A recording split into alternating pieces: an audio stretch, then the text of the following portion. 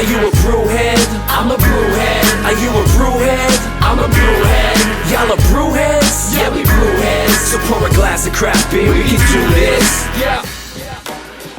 What's good, y'all? This is C-Certified Brewhead, and welcome to episode 214 of Beer and Other Shit, the podcast Adjunct series.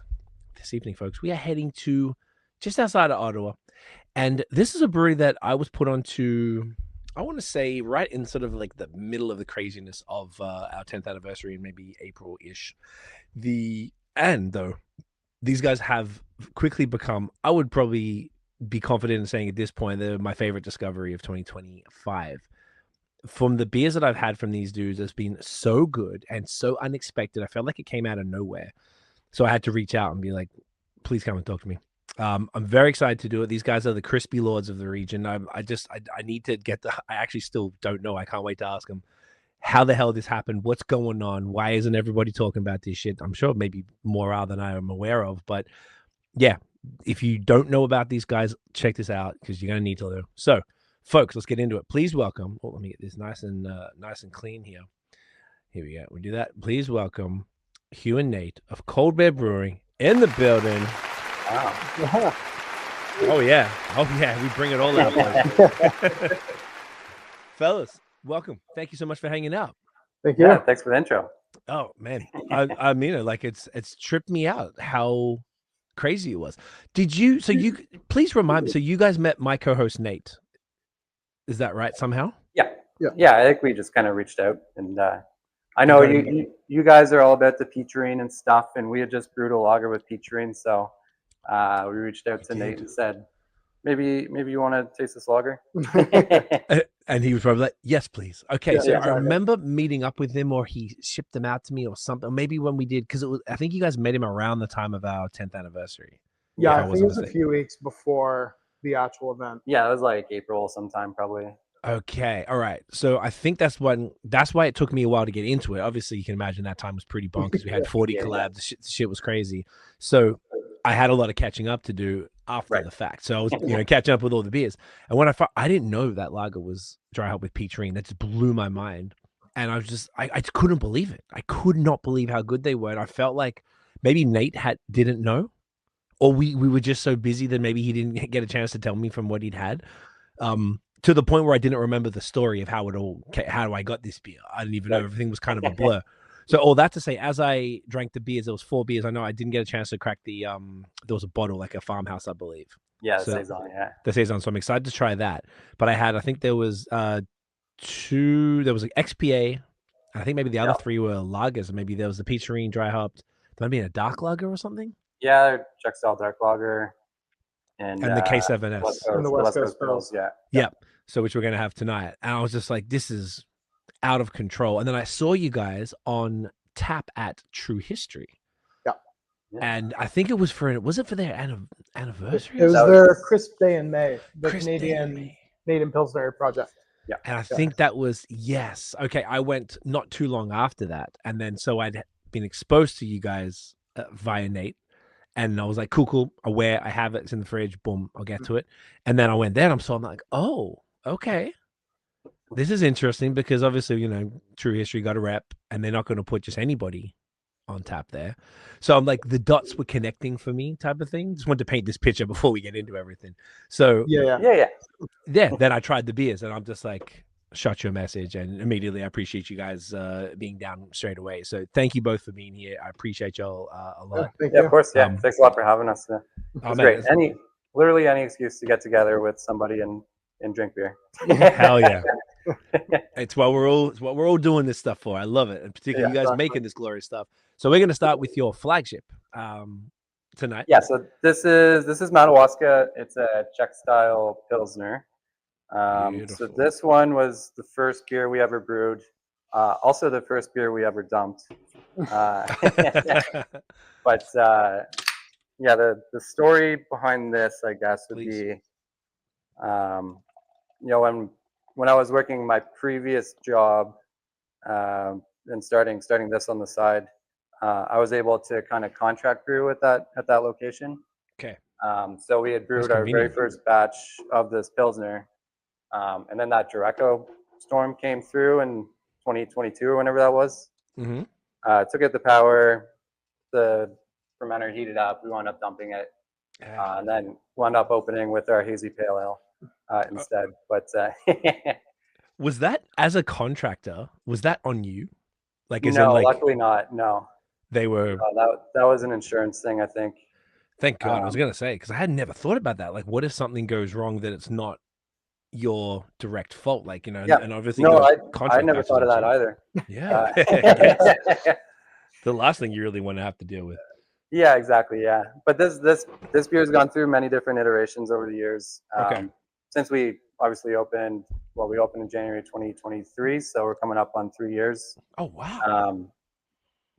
It's changed a lot. This beer, essentially, it's brewed with local Pilsner malt from Mississippi Mills, and we blend that with domestic Pilsner malt that we like from RAR, and then add a little bit of Melanoid malt. We're not decocting here; it's just kind of like an infusion mash system. So we're kind of doing what we can to build that character into the beer.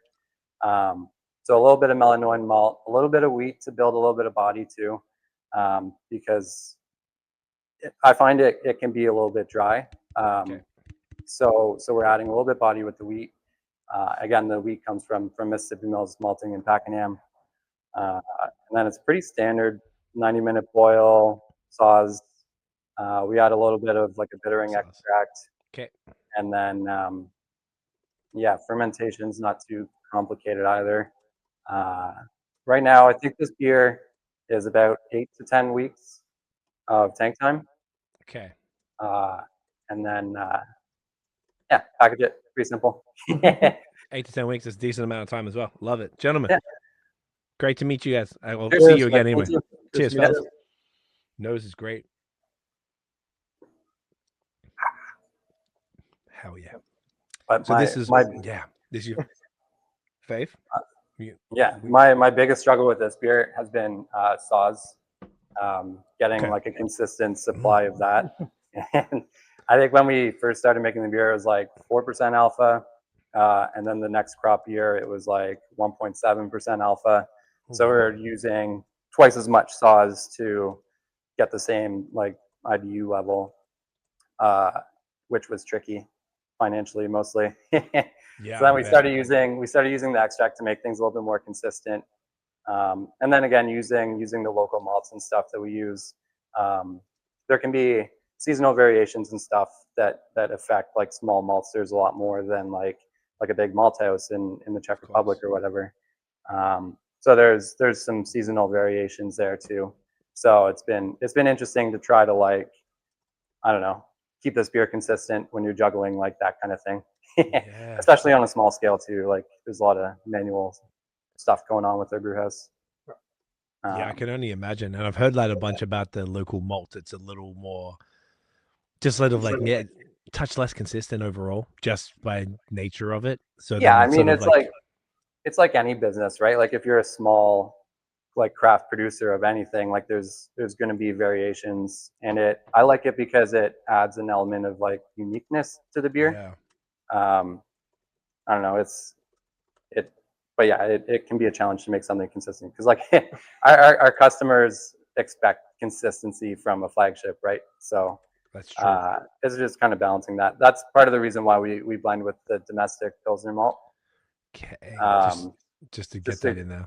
Yeah, exactly. Try to provide some consistency. And then also there's some like, it's a pretty expressive Pilsner malt that we use from Mississippi Mills. Okay. So by, I don't know, it's almost like diluting that expression a little bit. Which again, it's not a bad thing, you know, having something that's super expressive, but I just find in this beer, it can be a little bit dominant and you want like the sauce to kind of shine a little bit more. Understood. Okay, I love that. That'll make sense. And the first thing I was thinking was, how did this one become the flagship? Being, you know, based on the dumping situation. Yeah, I don't know. The people wanted it. I think, like I always have really liked Pilsners, hoppy lagers. And then I just kind of forced it upon the people. I think they, like the general public in Arnprior wants, like Arnprior is a big bush town, you know, and they kind of want a lager. Right now, this is our most consistently available, approachable beer, even though it's a hoppy lager. This is kind of what we push those people to, and it's been interesting seeing like the macro drinkers of Arnprior come in every Monday. The bar's filled with people drinking Madawaska that you would I don't know, normally see on the front porch drinking Coors or whatever. Yeah, Busch Light. Yeah. Yeah, no, it's been a lot of fun. That's awesome. I love hearing that, particularly the macro more light lager drinkers, because I know we're going to do a light lager tonight. Drinking something that's a bit more full bodied like this. Yeah. That's got that kind of was it an adjustment for people, or have people been like so stoked that there's a local brewery that they're kind of been a little more open? I think so. And I don't know, I haven't heard anything like, oh, this is like way too expressive for me. Okay. That typically doesn't happen. But you do get a lot of people coming in here looking for like a blonde ale. They're like, we don't have that. And then they're kind of like, well, I'll get something better than that. Yeah, exactly. Do they gravitate to this? So once you sort of come in, you got those people. Do you being that you are? Is it fair to say? Because I kind of insinuated that before. Is it fair to say that would you consider yourself kind of like a lager? Obviously, we're going to drink other styles, but a lager brewery or a lager focused brewery?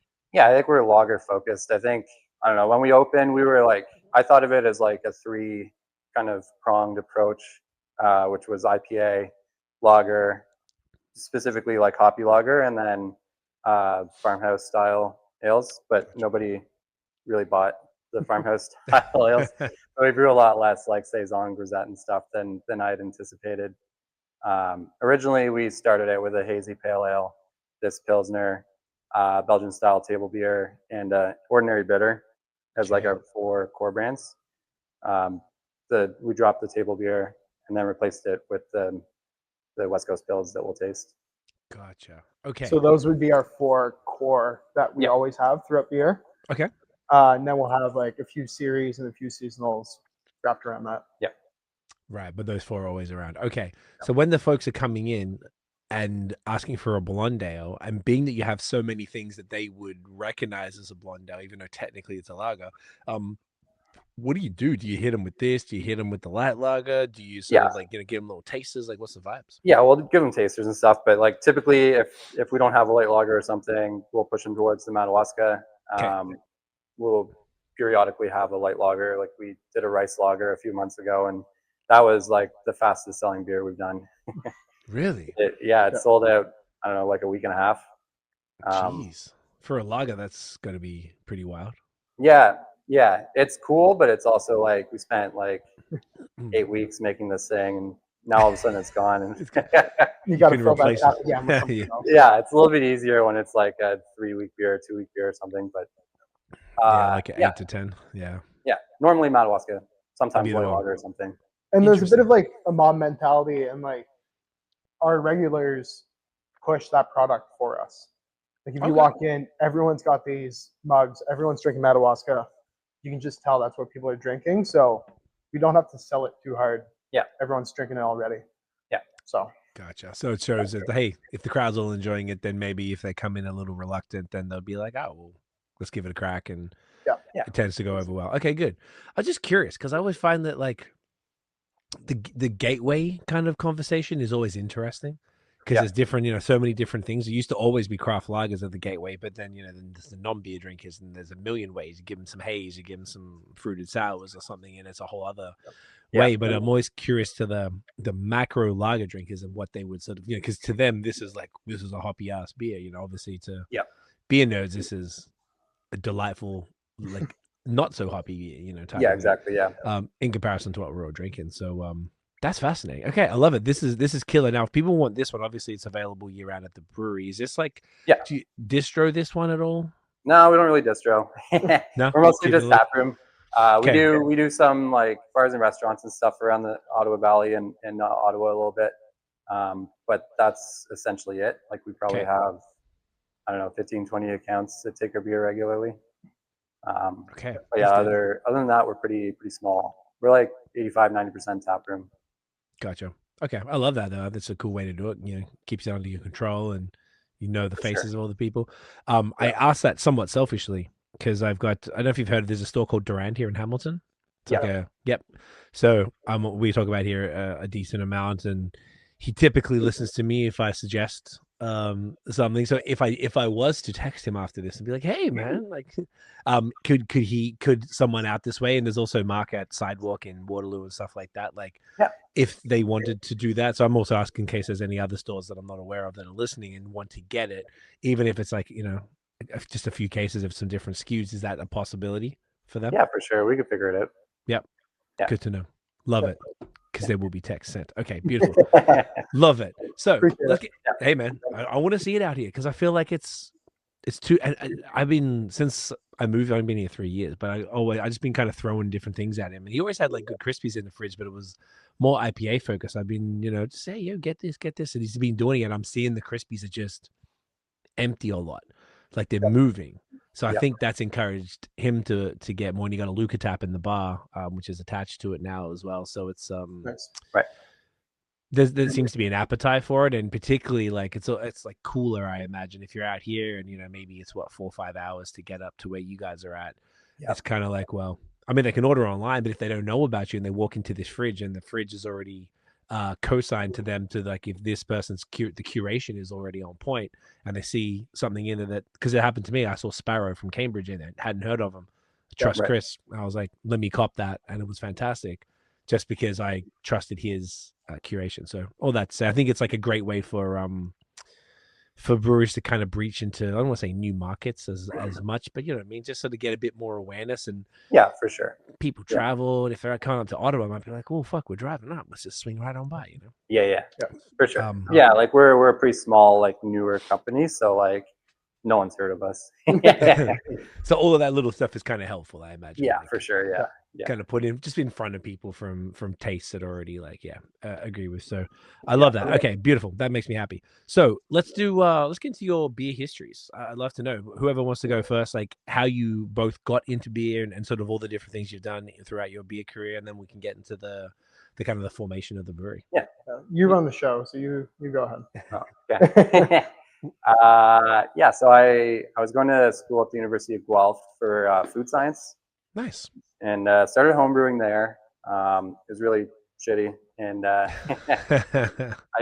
of my job or part of my schooling was co-op, so I would work different places, and one of the co-op jobs was at Sleeman. So nice. I worked in the sensory department there, just kind of like setting up the daily tasting panel, and like analyzing the data and stuff.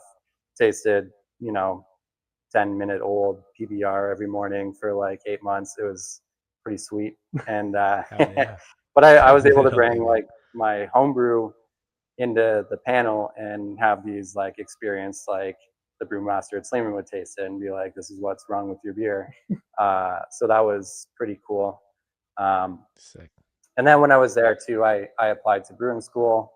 I didn't know what I was going to do after I graduated from my undergraduate degree, but I figured like I'd apply to UC Davis. It was like a 5-year wait list or something to get in to their brewing program. I thought I don't know what I'm going to do in 5 years, so I might as well apply. So I did that, graduated from my undergrad, and started working at BAOS doing their sensory panel. So I just kind of like, I don't know, started it not from the ground up. They had like some sensory stuff they were already doing, but just kind of took it, I guess, to a place where it was like a full department and people would come in and taste beer every day. They'd be tasting like fresh beer off the line, shelf life samples. We would do this thing called qualitative descriptive analysis, which is basically when you're giving a beer a score from like 0 to 100 for like sweetness, bitterness, all that stuff. And then you have to get the panel to taste kind of as a unit. So you would have like a set like sweetness score for, let's say, Blood Tread. And then panelists would get feedback like, oh, I'm tasting like high or low for sweetness or whatever. So that was kind of interesting. Cool. But like a week after I started that job, I found out I got into UC Davis, so I had to quit. So I was only at BAOS for like 8 months or something before I went to brewing school, and then started working at Calabogie after that. When I got back from brewing school in California. So that was a pretty, I don't know, transformative experience, I guess, was going, to different breweries around the States and seeing how they do things. And obviously, like, that would have been 2018. So like KZ IPA was kind of a thing here, but it was a much bigger thing in California. Oh yeah. So tasting, all sorts of amazing like IPAs and stuff down there. And then of course like West Coast IPAs. And so that was a pretty unique experience. And I remember, waiting in line for Pliny the Younger when they released, and waiting in line for like 4 hours. And I never thought I'd wait in line for beer, but And for 4 hours. Cool. It was all part of the experience, but Hell it was great. It was well worth it. Santa Rosa or Windsor? Yeah, Santa Rosa. Windsor wasn't open then. Yeah. Oh, okay. Yeah. Oh, I went in 2019, the end of 2019. So maybe Yeah, if you were there 2018. They were like almost open when I was almost there. open. Gotcha. I heard it's like that was the experience you should have anyway. Is the Santa Rosa one? Yeah, it was pretty cool. I'd love to go see the Windsor facility, but someday. And likewise the other way around. Hell yeah. Yeah. And, any excuse to get back out. Yeah, Sierra Nevada was like fantastic, just like touring that facility. Sick. And we had guest speakers come from the different breweries around too, and it was kind of like meeting your idols, like, oh, Vinny Chalurzo was talking about water chemistry, like that's fucking rad. That is though, like that's actually crazy. Yeah, super cool experience. Moved back home, started working at Calabogie. I'm from the area. Worked there for 4 or 5 years before breaking off and starting Cold Bear in 2023. Yeah. Hell yeah. When we opened. Yeah. That's the story. That's a great story, man. I love that. Hell yeah. Thank you for that. Of Nate, course. talk to me. Yeah. So mine's a little shorter. Most of it started just like a love of food and love of drink growing up. So I grew up on a farm just outside of Meaford. Oh, nice. So like Blue Mountain area. And made like fruit wine with my dad, and mom really taught me like the love of food. So it was always like making stuff for people and just enjoying good stuff. So that's how that started, just like the love of food. And ended up going to Waterloo for my undergrad. Was enjoying that. Was always joking about going to Niagara for brew school, but wasn't like seriously thinking about it yet. In 2018, I started getting into craft beer. Okay. I was playing rugby at the time, and big drinking culture. I just wanted to drink something different. Everyone was getting PBR and watered down PBR at like our local pub. Nothing's wrong with PBR. Nothing's wrong with PBR, but a watered down, warm jug of it isn't always great. No. So I was like starting to branch out a little bit there, and kind of got like the beer bug then. COVID hit, and I was in Waterloo, and I spent a lot of time at Sidewalk and Arabella. Hell yeah. And that's what really like broadened my horizon with what beer could be. It wasn't like the larger craft breweries anymore. It was like super small things. They're just grabbing one keg. So I really like pushed my way towards that. And then, graduated, applied to Niagara, got in pretty quickly, went down there, really enjoyed the program. It's pretty quick pace. Like you're taking apart like the little brew system a weekend. You're getting right into it. You're starting to make recipes in second term. You're solo brewing from second term onwards. So pretty quick. Graduated that, was looking for work, couldn't really find anything. The college ended up offering me a job for the research and innovation division. So I was up there for a year. I was doing like hop analysis. So any Ontario hop grower that is looking for alpha acid testing sends it to the college. I was the one running it through all the processes and analysis. So I was able to do that. And I was part of the Ontario Craft Brewers Association, like that quality program, the quality assurance, quality control. Mm-hmm. So it was us and 3 other colleges doing that. And my girlfriend was living in Ottawa at the time, just starting to look for work. Reached out to Hugh. He was looking for someone, not too seriously. He was like, yeah, I might hire, but a mutual friend hooked us up, and yeah, now I'm here. Been Yep. here Year and a half. year and a half. Yeah. Yeah. Year and a half. Okay, from almost 3 years open. Okay, amazing. Thanks, man. Mm. Cool. Before we get into the history of the brewery, though, since you both went through brew school in different schools, Yeah. how do you both feel about that in general, as far as like how important is it for either from the side of the brewer to have been through school, or from the business side to want someone who has been through school or is training on the job enough, you know, starting as a keg washer and packager and then moving up to assistant brewer and doing through that way? Like, I've heard different takes on it, so I'm just curious, since you've both been through brew school, how do you guys feel about that generally? I think it's important, but not necessary. I mean, it's less. For me anyway, it was less like what I learned, because like you can pick up a book and like read about this stuff, and like typically if you're a home brewer or something, you're already doing that, so you can like read about this stuff, and it's the same thing you're going to do in school, but it's more like the connections you make and the experiences and stuff, and that's my take on it.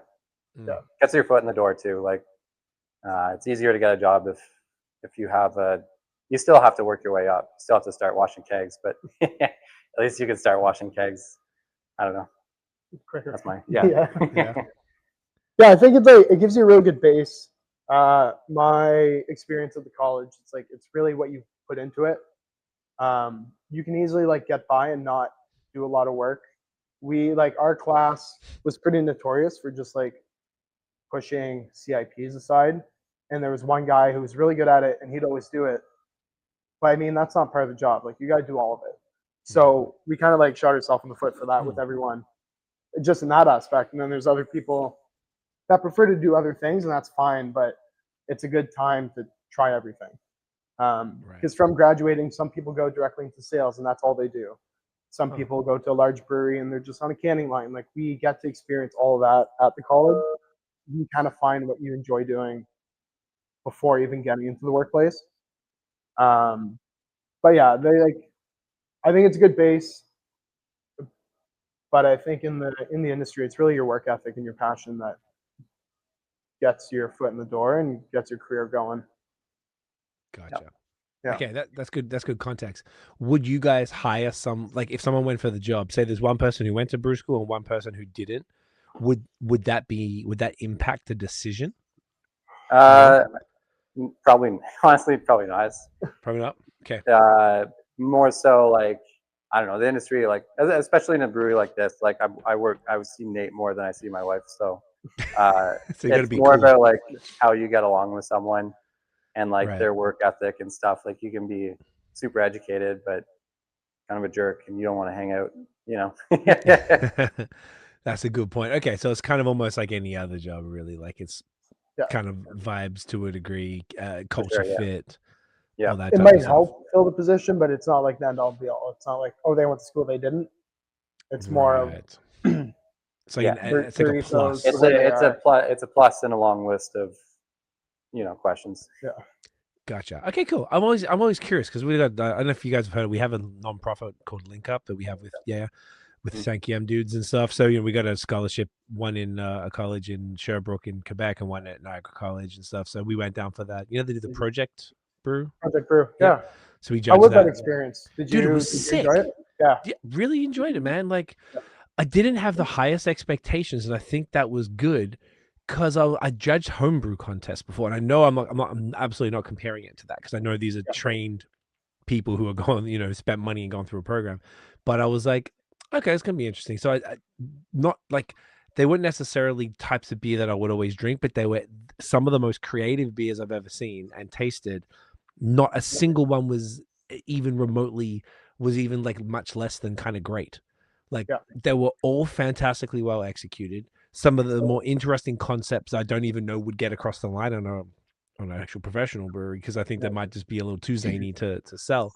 But then I learned after the fact that the students put the whole thing together, like actually put the event together. They decided on how it's going to look and the theme and the flyer and the food and stuff, and the people serving the food with the food was crazy. I couldn't believe it. Like Yeah, Asian street food, like Korean fried chicken burgers and stuff. Like we went back for a sec. I couldn't believe it. yeah. It was just it was genuinely a really fantastic experience, and Yeah. I'm really glad we went and got It's to. a really great way to finish the program because I everything's bet. building up to that, right? So you do like first term, you're learning just like beer. This is beer. This is what it tastes like. These are all flavors. And then you go to world styles. Then you go to spirits and wine, and you're just like elevating your palate, just kind of learning more and more. And then at the end, it's a combination of both the brewing course and it's like marketing / Yeah, like organizational kind of thing. the kind of a bit of And events, bit of PR, like exactly. And those courses kind of like merge together. huh. And then, yeah, you reach out to the culinary students and you kind of give them like an idea, like these are the kind of beers we want. This is the vibe we want. What do you guys think? And then they'll come back with a menu and you just kind of like go off of each other. And then, yeah, that menu is created. And it's a pretty like solid beer fest for not a lot of like publicity or anything. Like it's just on campus. It's usually like faculty and friends, but like there's a couple diehards that will come out every year, well, every term. And yeah, it's a good little community. Hell yeah. It was really well attended, I thought. And we were chatting with I forgot the name because it was a couple months ago. Who's the dude who runs the beer program? Is it John? Victor? Or Victor North was one of the like organizers, maybe at that time. Maybe it was him, or there was one dude. Is there someone whose name starts with A? Adrian? Maybe it was Adrian. Adrian was the guy who ran the tasting, the Okay, actual judging. Yep. So he's talking to him and a few other people. They were just explaining it all, and then they told me that the students are the ones who organize it all. Because I was dealing with this guy called Alonzo, who was a volunteer at our 10th anniversary event. So then he came through, he killed it, he did a fantastic job, and we were talking to him afterwards and stuff, and he was mad cool. And then he hit me up and must have told the other folks there to invite us to be the judges. Then he hits me up separately. He was like, "Oh, hey, we'll talk the class." I didn't understand it at first until I spoke to him later. He's like, "Oh, my class and I were talking about maybe we could do a giveaway for some tickets." I was like, "I don't know, we'd done like 5 or 6 that's this summer. All of a sudden, everyone wanted to do giveaways. Here for it. I loved it. It was awesome." Sure. Yeah.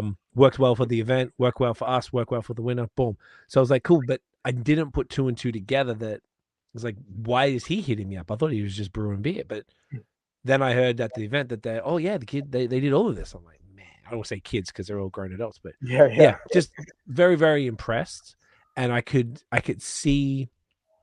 Not that I already had a positive perception of the education side of brewing beer, but now I could see the value specifically of that course. I'm like, this is really good. Like the top to bottom, like wherever you go in a brewery, like you said, some people maybe go into straight to marketing or sales and don't even touch a brew system. I could see that being like a valuable kind of like baseline. So that's why I was kind of curious, because I thought it was interesting that both of you had different experiences in different schools. But here we are. Okay, that's sick, man.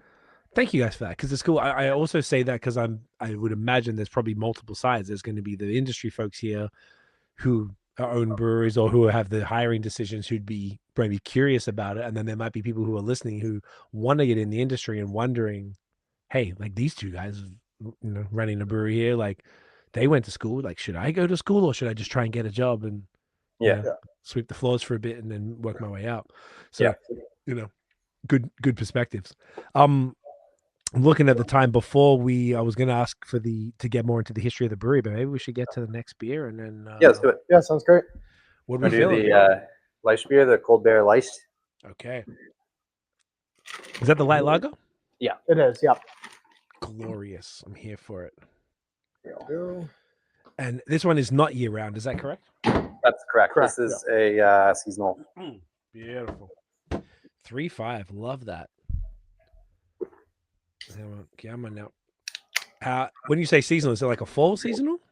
I don't know. We just kind of brew it once in the spring or summer, whenever we can fit it in. Whatever you This feel is like. more of like we'll brew it when we can kind of thing. Yeah, it was a spring release last year, summer release this year. We didn't get around to brewing it until too late this year. It was supposed to be a spring release.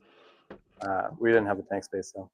Hey, busy times. The rice lager needed to go, Yeah, That's and right, This yeah. Canadian Pilsner project got in the way as That well. got priority. Yeah. Well, you know what? If anything is going to take priority, that's probably the one. Yeah. So 3.5 light lager. The reason I was asking about when it was just because it's like a German word. So I thought, or at least a faux German word, if it's not a real one. I don't even know. I thought because it's like, German time of year. Yeah. No. Maybe it's that. Absolutely nothing to do with that whatsoever. Correct. Okay. Completely cool. Tell us about it. 3.5. It says on the so it's just German light lager. Yeah, exactly. Yeah, Leichtbier is just a German style light lager. The inspiration behind this one, I think, was a Sir John beer. Oh, cool. They did a collab with somebody. I can't remember now. This was a couple years ago. Okay. But it was a Leichtbier, and I was driving, and we had stopped at a couple breweries, so I thought I'll have a small light lager, and I was blown away by how flavorful it was and how delicate it was, and it was really tasty. And anyway, so we brewed one. Here for it. This year we used Schuma malt. I'm sure I'm saying that wrong, but it's a small maltster in Germany. Our buddy Phil and Dean from Mississippi import it as kind of like a side thing to their malt business. So one of our kind of sticking points to the company is using local ingredients in all the beer that we make. Okay. There's been a couple exceptions to that. This is one, but we still buy the malt from provider, the local place. So that was kind of like how we justified it. That makes sense. If they still brought it in, that counts. Exactly. Yeah. It turned out really nice. So I really like the malt profile of this beer. Like I get a lot of like wildflower honey from the malt, and it's like pretty expressive, but not like in your face. It's just like well-rounded. It's dainty. It's delicate, but like it's there, and it works well. I think it's Saphir and Hallertau. Tradition. There you go. You know better than I do. I have Untapped up here. I make sure I check. There you go. And thank you for keeping it up. Are you guys the one updating this? I updated it like 20 minutes ago. I appreciate it. I don't know. I feel like I understand a lot of breweries don't like Untapped, and I understand why, because it's definitely some problem. As a consumer, I just use it to keep track of everything, and I find it so easy. And there's more times than I would like that it's not there. Because then I'm like, oh, I don't have the information. Oh, there's no information on the can. Now I got to go to Instagram. If there's no information there, I'm like, fuck. Now I got to Google it, and it's like a whole thing. So I kind of almost feel like love it or hate it, like just put it there so that people just have the information, and at least it's in one place. But shout out to you guys, you actually also have it on the can, which gotta put some info there, which is very convenient. All that to say, I don't think I was as you guys were talking, I was like looking at this as well. I was like, I really don't think I've tried this style before, specifically. Yeah, I'm excited. I don't know, like German style lager. Like German lager. Well, fuck it, beautiful, boys. Cheers. Get that in you. Cheers. Okay.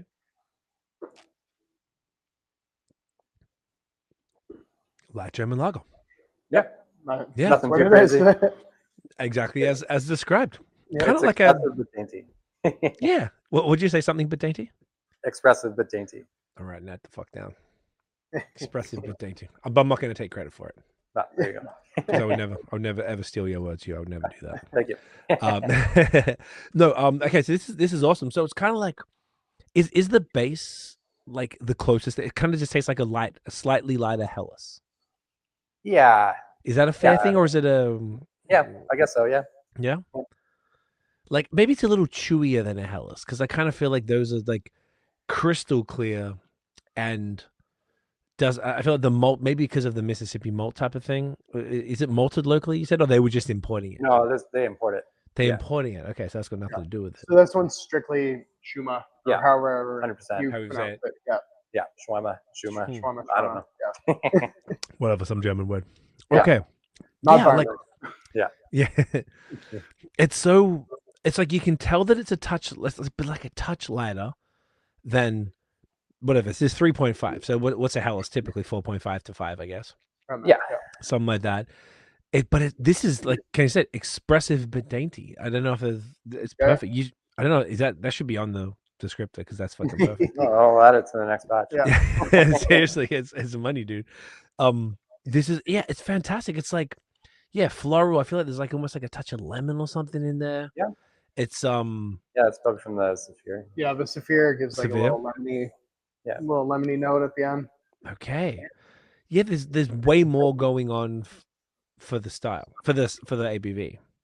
Yeah, you see a 3.5, you're expecting water near American water. light lager. Exactly. Yeah. This isn't that. No, Mm. Yeah. it Not drinks at like all. that, but it doesn't taste like that. No, and I feel like maybe that's why it's tripping me out because I arguably definitely haven't had this exact style, but like I know there's a few breweries. Maybe Godspeed did like some tiny like baby 1 or 2% Czech lager or something like that. I think Silo in Montreal might have done one as well. But like aside from that, like you see like American light lager type of style that's like hella low ABV as opposed to a German or a Czech style at this level, which is sick. Is this a style that's popular I imagine it's popular in Germany then? I have no idea. Cool. No, we don't know shit about it. I was like, oh, okay. If this is just, I imagine, I guess there's, it would make sense. Well, that collab I had was like that was probably the first one I had ever had. Okay, so it was new to all of us. So the two. Yeah, I don't think really Canada imports many Leichtbiers. No. But I don't know. Maybe No. there's a few kicking around. Yeah. But I don't know. As far as I know, it's just like an easy drinking light German lager. Yeah. Yeah. Well, it's. I guess I don't want to like over analyze it, but it's it's a simple beer, but it's like effective as hell, and it's like a cool. And it's like usually once a year. Does it go pretty quick? Like, what's the vibes for? Oh, Yeah, it goes quick. We released this one like right, pretty much at the same time as the rice lager. So like they were both like competing for the same, tap handle kind of thing. Okay. We got some horizontal lagering tanks and just kind of went crazy there for a couple months. Nice. But yeah, And it goes pretty quick. It's Yeah. usually always like our Madawaska drinkers will shift over Yeah. to whatever new lager we have, drink all our Okay. kegs, and then go back to the Pilsner. Yeah. That's their That's that's their MO. That's how they roll. Okay. Yeah. Well, that's dope. I don't know. This is fascinating to me. I hope this becomes a bit of a thing because I know that the low ABV is really getting more and more popular. Yep. Around the traps these days in whatever style, but I don't know. This is extra interesting just because I hadn't seen this, and like if you're saying you only had a surge on, I'm like, well, it's maybe one of those things that will slowly catch on. I think it's just like a touch more interesting than when I say a touch, probably a decent amount more interesting than just like a typical American light. Like, not there's anything wrong with those things. There's a killer. But like if you're going to talk about this level of ABV, there's just a bit more nuance in it, I guess is what I'm trying to get at. Yeah, for sure. Yeah. And There's definitely more hop presence, more malt presence, Mm. more flavor, but everything's still like balanced, Yeah. I forget what the IBU is, but it's not like 7. It's probably closer to like low, like high teens. And it's, we hop it like throughout the boil. So there's like a good hop character there, but it's not like in your face, Right. Just where it needs to be. This is money, Yeah. boys. Here for it. Thanks. I love it. Yeah, it's a nice like follow on from the flagship. I love it. It's very cool. So let's get into this story of the brewery itself. So you were saying it started off as a side hustle while you were working at Calabogie. There, do you want to maybe talk us not through? really. No? Okay. So I was working at Calabogie at the time, and then I don't know. I've always kind of wanted to do my own brewery. Eventually, I think every brewer wants to. Of course. And I don't know. I was talking to my dad one day, and he was just kind of like, you only get kind of like one chance. Like you should do it. Yeah. Why And not? then it just so happened like this was the start of COVID. I think Calabogie, I don't know how much of the story I should tell, but Calabogie bought like a bunch of fermenters, and they arrived in Canada. But I think the company they bought the tanks from went under something. They didn't pay the shipper, so the shipper took ownership of the whole lot. Okay. And the shipper just kind of said like, hey, all this other stuff is on this shipment. We don't know what to do with it. Do you guys want to buy it? So when Calbogie wound up buying all this stuff, and it just like showed up at the warehouse one day, and it's like the 7-barrel brew system, 3 7-barrel fermenters, a 7-barrel bright tank, and then the identical 7-barrel brew house. So it was like 2 brew houses, all these tanks. And I told my dad, I was like, this is it. Like, this just like showed up at work. And so I wound up buying that equipment from them, and then quitting.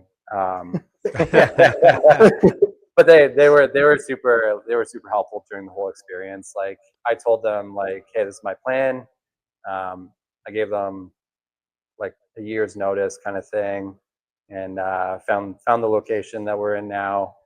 My dad's my business partner. My wife's my other business partner, and a family friend of ours, Chris. He's our other business partner. So there's 4 of us. And then eventually found this space and put all the equipment in there and did all the renos. Well, most of the renos ourselves. We left the electrical and most of the plumbing to like pros.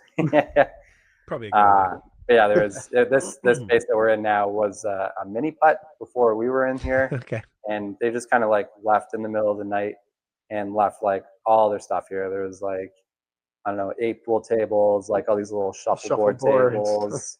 Holes in the walls. Yeah, holes in the walls. Jeez. There's a few rooms here. We took all that stuff out. Did you keep any of the There's stuff? like a little upstairs room. It was like full of blinds. I don't know what they were doing with the blinds. Like really nice blinds too, but like you can't. I wound up just like trying to give them away on Facebook, but like all this stuff you had to get rid of. But yeah, just kind of poked away at the renos for I think it was 10 months before we opened. So yeah, it took about 10 months to do all the renovations and upgrade the electrical and all that, and then open our tap room. So while we were doing that, I was contracting at Calbogie. So I would go in and brew, at the time, the Madawaska and our hazy pale ale. It's like a Vermont-style pale ale. So I would brew that at Calbogie, and then we'd package it and then sell it to like bars and restaurants around town, just to kind of keep things afloat, because it took a lot longer than we anticipated, just to like find the location and everything. Perhaps, I bet. So that was a fun little adventure to do with Dad and my wife and Chris. Yeah, man. But the whole kind of like the whole idea behind Colbert, I think, is like a community focused space. So we want to be like a community focused like tap room. Come in, we have wine, cider, and stuff too. Bring your kids. We do like a baby day. I don't think it's necessarily anything that like other breweries aren't doing, but we try to like put a big emphasis on that. That's why we buy local ingredients and collaborate with local businesses.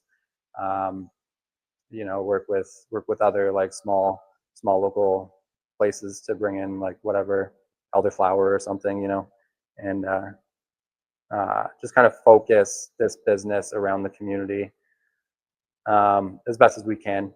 Work with local charities and stuff too. I think we can make a much bigger impact if we focus on like smaller local places, and like if we say we donate to like the Heart and Stroke Foundation of Canada or something, like that'd be great. But like it's a small like drop in the bucket compared to like working with a small local charity, or one of our customers is going through chemo treatment. So a couple of weeks ago we did a little fundraiser for him and raised a bunch of money for him for like Amazing.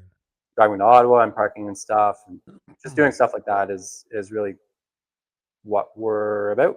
And that's kind of why we focus on the tap room so much and a little bit less on distribution, because we're just focused on, like, right now anyway, just focused on the community of Arnprior and giving, like, they give a lot to us. Obviously they give us their money, which is great, and in return hopefully we try to make their community a better place.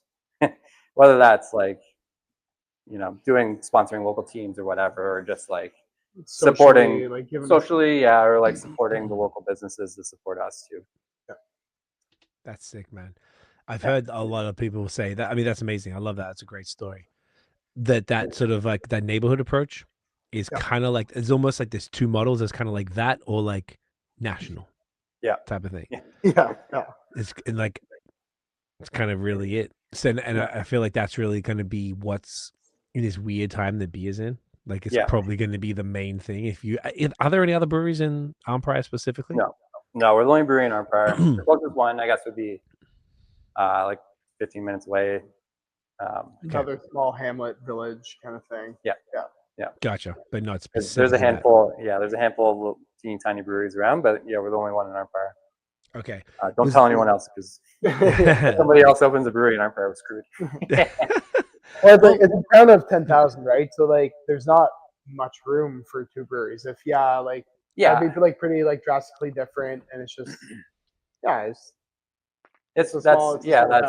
true, and it's not true at the same time. Like, I mean, like short term, like if it's say another brewery opens up, which I'm sure at some point one will, and you know, it would really suck initially, but I think long term it would provide kind of like a bit of a destination from Ottawa. Yep. So like long term it might be a good thing. Short term it would be a bad thing. And we'd probably scramble to like do a lot more distribution. But yeah, we'll cross that road when we get there. I think short term, just focus on the tap room, build our little community here, and that's about it. And then like 5-10 years down the road, just kind of slowly like build the business and get into more like Ottawa area bars, restaurants and stuff. LCBO maybe, who knows? Right now it doesn't make sense. Right. Maybe in the future. Yeah, you'd probably have to like contract or something to. No, I think we'll just keep for volume. Oh, that's even better. You got space? Plop a few more tanks. Yeah, a little bit of space. We'd have to get some warehousing space somewhere, but we could plop a few more tanks in here before we max everything out. Okay. Packaging would be our constraint. I think we'd have to figure out like a real canning line situation. Yeah. How do you do it now? Mobile? No, we have like a 2-head cast system. Okay, which is fine. But we're doing like at max like 5 cans a minute, and I think we don't have a DO meter. I've also bought this canning line from Cal Boogie, so like I tested the DO on this canning line before, and like I don't know, I've heard horror stories about these lines about like high TPOs and stuff. But I don't know, I've tested it before and it's fine. But I think we caught like an issue 2 weeks ago. Yep. Just like randomly, and luckily we caught it because it would have really sucked if it continued on. I don't know. It's just scary.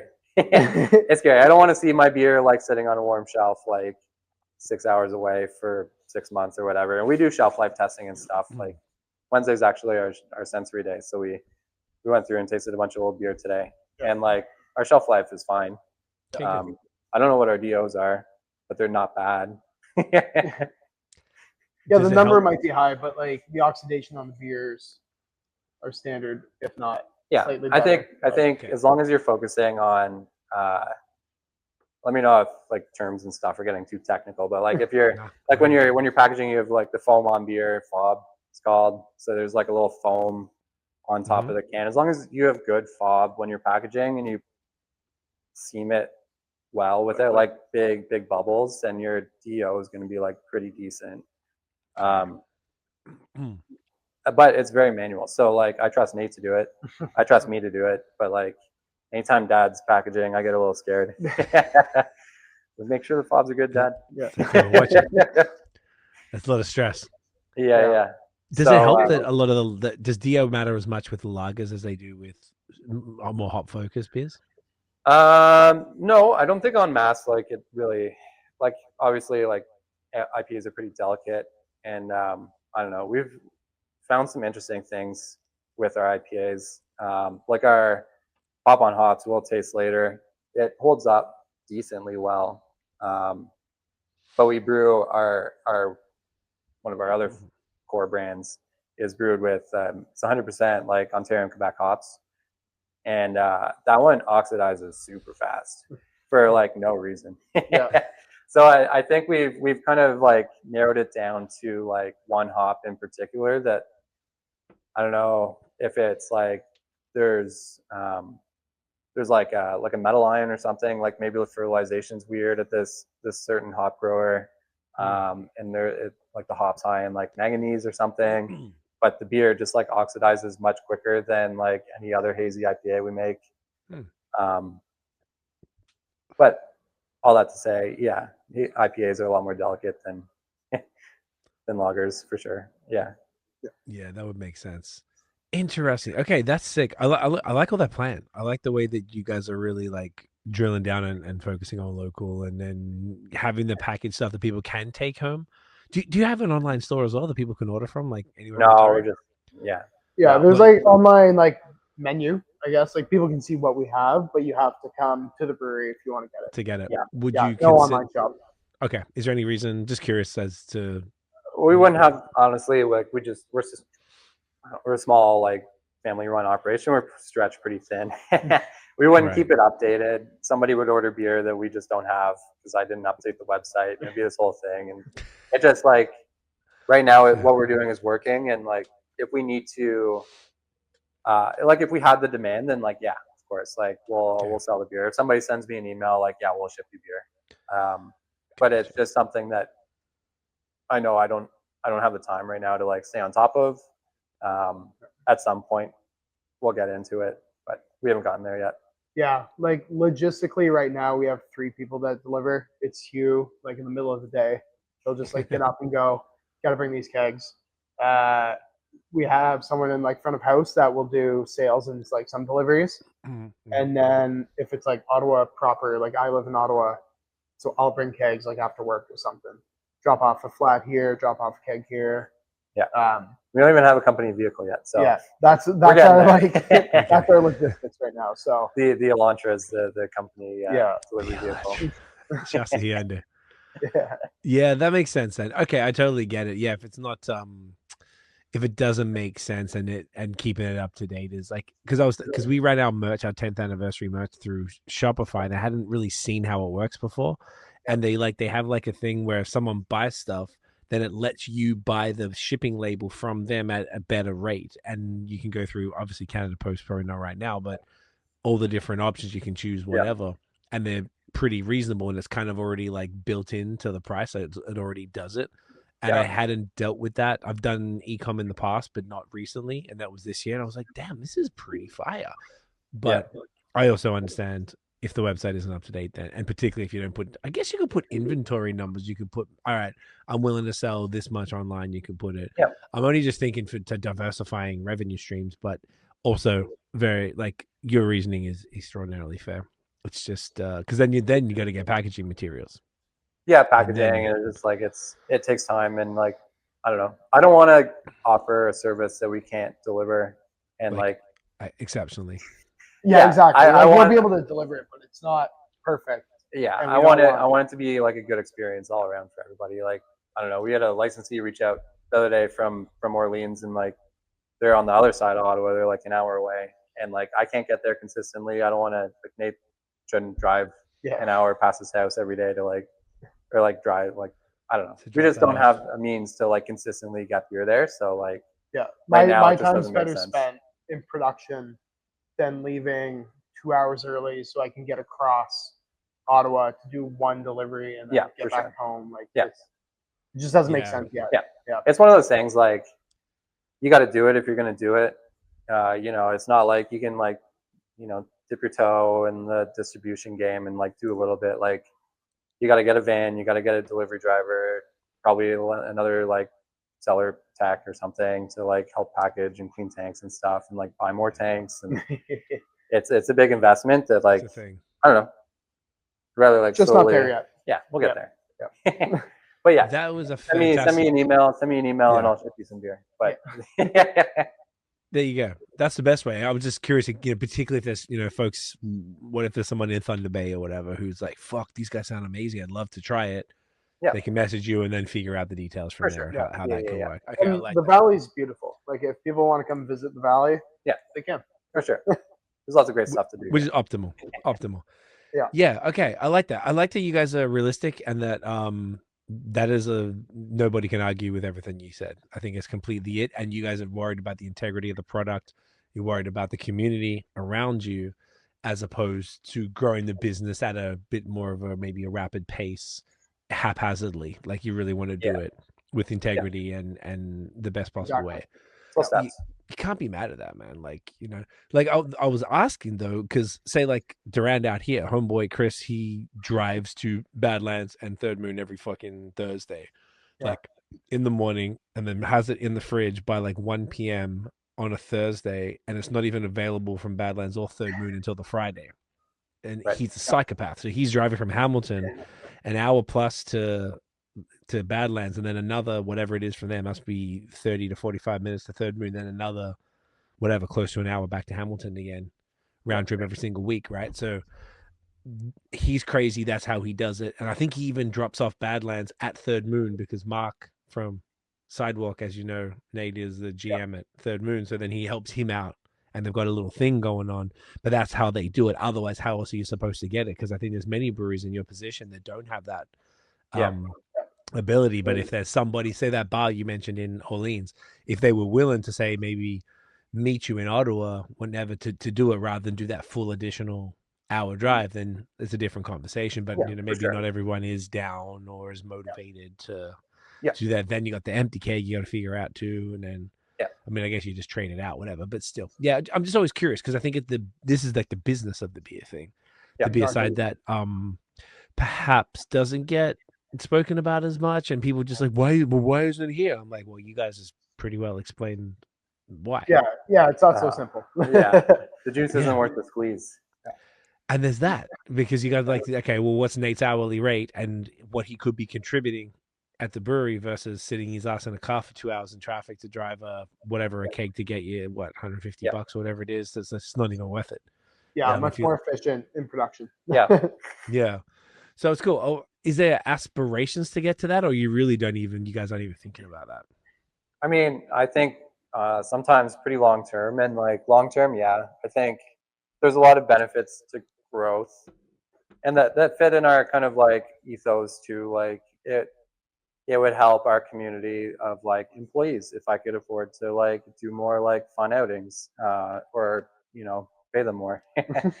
But you know, and that only comes with growth. So I think long term, it's part of the plan, but short term, not really. Yeah, no, it's so good. The other reason I was asking was I imagine there's going to be some people who want to try your stuff. Who don't live nearby and who like I know and you've sort of given a solution for sure. For the people who could message you and then figure it out, you know, do an offline type of thing. If they want to order beer. But yeah, just like the average, and it's also like there's the consumer side, which is solution, but I feel like there's like I don't know, like I was saying, we were talking before about like, you know, people travel for beer a lot. So like there's an interest in going to places, but there needs to be an awareness in the first place to say if they're like, hey, I'm going to Ottawa because I know there's fire breweries there, then they would build you, into the trip. If they were aware of it, and there's going to be some people who will and some people who won't. And I guess that sort of distro, like having a keg at killer beer bars here and there, Milosh in London or any of the other places that we've mentioned, some stuff in Toronto or whatever. I mean, I guess you got the stuff at True History though. So that's fire. Yeah, that's a little baby stuff. Yeah. But I should mention that they didn't fed us. They just kind of posted on Instagram. We said, we'll participate, and they said okay. But is that more than once or just one time? No, just the one time. Just one time. I was there on the weekend. I had to go pick pick up the keg. I had a wedding in Toronto, and I was just like, oh, I'm in Toronto again. I'll like pick up the keg. But like, that's the extent of our logistics. Like, if we're sending a keg to Toronto, it's one of us going. Yeah, for some reason. I mean, there's distribution companies and stuff. Like we can figure out how to get a keg somewhere, and like we can figure it out. It's just like part of me is like, why? not to diminish our company, but like there's lots of great companies in Toronto.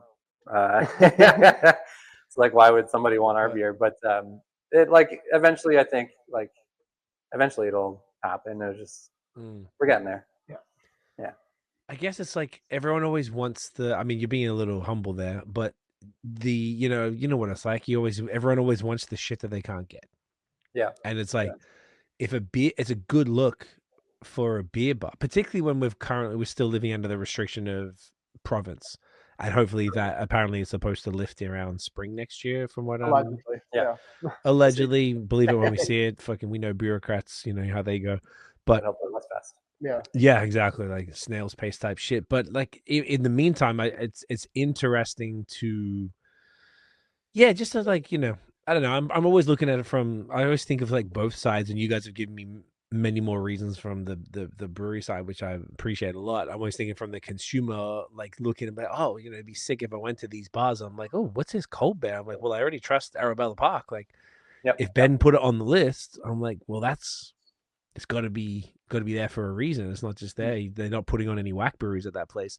So it's kind of just like putting you in the mind state. It's almost like you mentioned LCBO before, and I always find that LCBO, if you're a volume mover, then yeah, cool. Then it's a serious business. Otherwise, it's like a marketing play. I know there's barely any money in it, but it's an awareness play. And I feel like that's an awareness play en masse. Then there's the awareness play in the niche.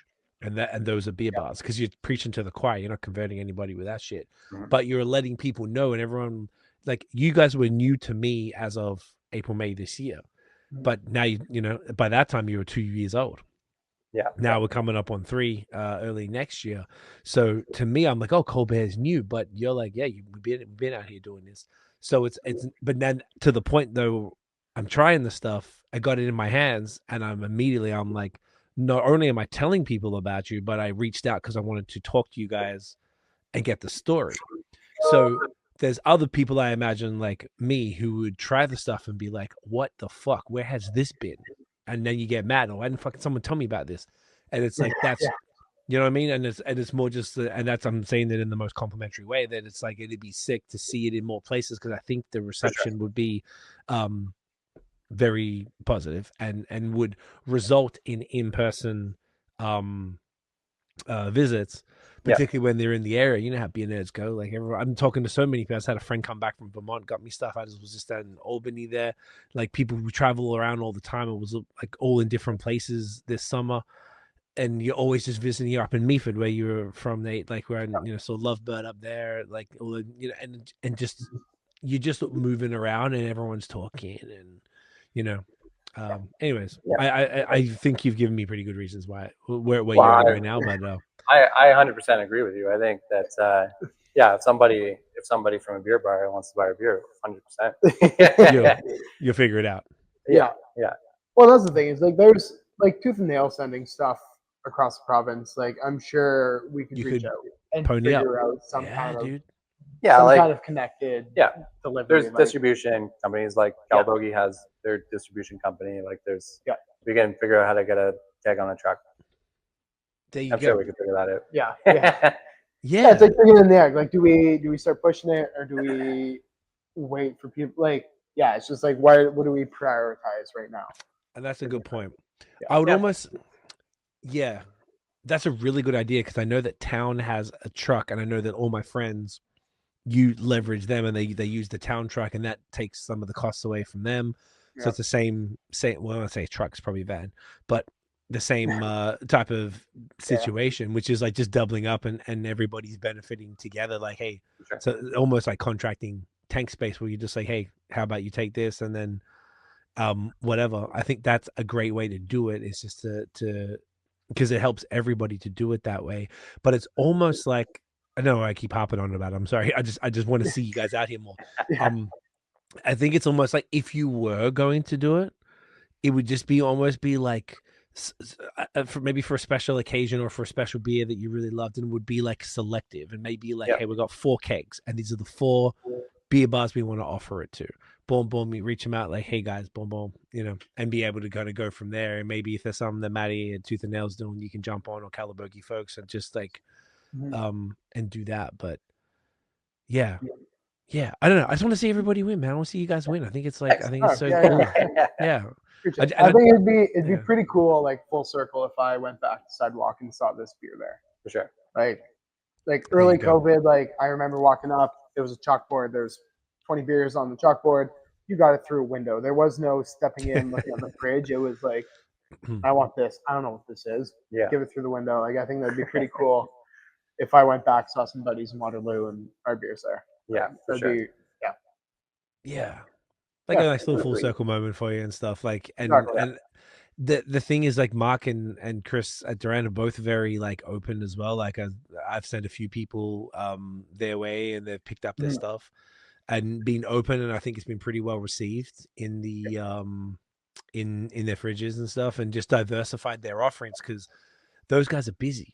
They don't Yeah. have the time to be like tapped into every single thing that's going on, Yeah. right? So if I'm like, I'll just pass somebody their email and be like, yo, shoot these guys a message. I'll message them both, give them a heads up so they know what's going on. And it's worked out for a couple people. And it makes me happy if I go into Duran and I'm just like, fuck yeah, man, this is here. Hell yeah. This is really, I didn't even know. No one told me. I'm like, boom. Like, he didn't have tooth and nail. And he went and got tooth and nail links. So I was like, Yeah. fucking here's the email. Figure it out. And it's there because I don't want to have to order it online. I want to be able to just go in there and get it, Yeah. So Well, it is like it's yeah. so exhausting to keep up with like what everyone's doing. There's so Dude. many good options. Like, Yeah. It's a lot. I like to think of it as like Hugh's more of like a historian when he knows more of like I'm an old 31-year-old. yeah, old 31-year-old. 31. he- Oof. But Ancient. he like Yeah. went to school in the States and like knows more of like the history of like those state breweries, like the ones that created craft brewing or like craft brewing that we know.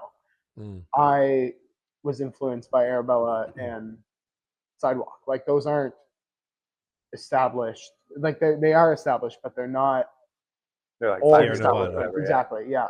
Right. So I'm more tapped in with like I'll be like, oh, did you see what so and so made? Did you see this? Did you see that? And he's like, no, I don't have time. Yeah. I don't have time to be keeping track of what Yeah. every other brewery's doing, Have you heard of steam beer? yeah. Yeah. It So I doesn't think exist like, anymore. that's kind of our like that's our dynamic when it comes to like what's like Yeah. happening in the beer world. Gotcha. I think it's a good like For sure. it's a good balance. Yeah. Yeah. No, But that makes it's sense. exhausting, and you definitely lose, or not lose, but you miss things. Like it's really hard to keep track of every event, every release, every Yeah. collaboration. Like there's just so much going on, which is great. But as a consumer, it's nice to walk into those beer bars and those bottle shops that are curating it for you. You just go in, you trust them. You don't have to do the work. Like you go to Drand, you know he's doing his work. You don't have to keep as much attention or like as much attention towards that. 100%. And Yeah. sometimes he needs to be put on game.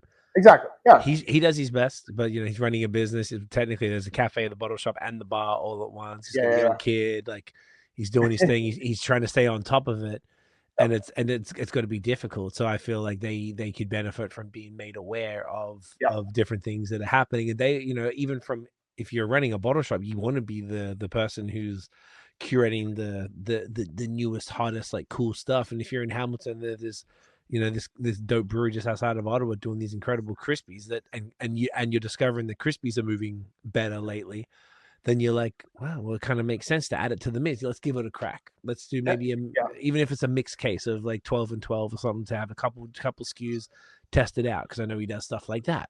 Mm-hmm. We did a pod with them both, and we did like a business of beer when we have this other series, and they were talking about how just how that all works, and sometimes they want to try it out. Some breweries will or won't do like 12s, even though from the brewery side I can understand why you wouldn't want to do half cases, but if you mix it two or whatever, just to kind of like test the waters, give it works. Test the waters without anyone going too crazy. You guys don't have to commit too much. It's nothing really from you guys, and they can at least test it out and maybe hype it up on their social and tell people about it, and maybe they get a keg for the bar and and it kind of goes from there. And I just feel like that's the way that so many people learn about beer, like you're saying, Nate. Like you trust these people, and you sometimes, even as a consumer, isn't going to do the research, and they are expecting the beer bar or the independent beer store to do that research, even though there isn't that many independent beer stores, unfortunately. Anymore these days. It's a little, well, not anymore. They're just really like, I guess it was only COVID had started, and then there's only so many who've really picked it up, because I guess it's a bit of a not many new ones out there. Yeah. No, I definitely want to see more of that, because it's a great way. But next beer. Yeah. How yeah? What are we thinking? I don't know. What do we have? What do we have? Oh, we should do the Festbier, I guess, next. Oh, thank. There you go. Can I tell you how excited I was when I saw that? Yeah, I saw that. I was amped. I peed my pants when I saw this shit. You guys big Festbier fans? Yes, Yeah. yes, we are. Yeah, I love Festbier. Yes. We had our little Festbier sensory panel yesterday How Yes. was it? at lunch.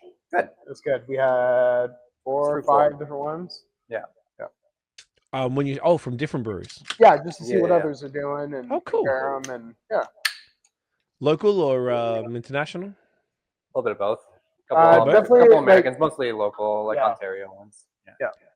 Hell The yeah! Masochists except for one. Literally none from Germany. Yeah. No, okay. How'd you feel? I mean, you don't have to say any names or anything, but how'd you feel that this glorious fest beer stacked up compared to the other ones that you guys tried? Good. I think. Well, so this beer, I think stylistically isn't like the most true. True to style But fest again, beer? like this beer, we use a little bit of local Munich malt, and I think it comes through like pretty assertively in the beer, Okay. which I like. But like maybe it's more akin to like a Märzen. Like the toast is a little bit more pronounced. I don't know, maybe. Yeah. But I don't know. We like the ones we tried the other day. Like some were Festbier, some were Märzens, and like they were all pretty drastically different. Like all good, Yeah. but like very, very wide breadth of like one's like super hoppy, one's like very malt driven, one's just like really clean, not much character, but like Yeah. super crushable, like Gotcha. kind of all over the place. So Yeah. But this falls like right in the middle, and I think like I don't know, this beer I think is like I really like bitterness in lager. And it's I forget what the IBU is. It might be like 30, like mid 30s, high 30s. Okay. But it's nice, and like the toast from the Munich malt that we use like blends really nicely with that bitterness. Yeah, I think it turns out really nice, and like I really like this beer, whether it's 100% stylistically accurate or not. yeah, I don't know. It's your take on it. God damn it! Exactly. Yeah. exactly. That's it. Cheers. Yeah. Cheers, Cheers. gentlemen. Prost. The head is gorgeous. This just won't stop. Hell yeah! I see what you mean. It's kind of halfway between. Yeah. Yeah, because maybe hybrid. but this is fun. This is exceptional. I drink these Yeah. year round. I wish these were year round. Fuck. Me too. Yeah. But I love like that the diversity in fest beers. Like Nate and I done fest beer pods where it was a little much, if I'm honest. I think we might have had 10, 12, like maybe 10, maybe it was 12 different ones on the pod. Yeah. Obviously, you're not drinking them all. And by the end of it, you're just like, Yeah. We did it with pumpkin beers too. Do not. Oh god, it's even worse. Yeah, that one sounds a little rougher. A little rougher with all them spices, but even fest beers, I guess there is such a thing as too much of a good thing. Which good thing. But it is fun to try a few different ones, even if you did a reasonable amount, maybe 4, 5, 6, or something like that, and side by side, and you're like, oh wow, there really is so many different takes, and it isn't until you have the German ones, like whatever Poland wine stuff and shit like that. Excuse me, where you're like, oh, like that's what it is, like. Yeah. Because I'd mostly had the local takes on it. I think it was only last year I started having the German ones. So it's like, oh wow, this is like Hofbrau and like whatever. There's what's the other ones? Whatever, Erdinger or something like that. And like they're really, yeah, they're definitely like a light. It's like just like a sort of toasty lager, really, or a toasty pilsner. Whereas the Märzen's like that fucking amber, like really ramped up stuff. So it's I don't know, A little more I love it. crusty, a little more caramel. for sure. Yeah. Yeah. And this one, so it looks like this is Mississippi Mills malt in this one. Yeah. So this is Mississippi Mills Munich and Pilsner malt from Rar. And I think we add a little bit of wheat to this one also, just to give it like a little bit of body. Again, like I don't know, we're running an infusion mash, and I find it hard to like if we don't add anything to just like add proteins and like a little bit of body to the beer, it comes out like a little bit like I don't know, thin. Yeah. But Gotcha.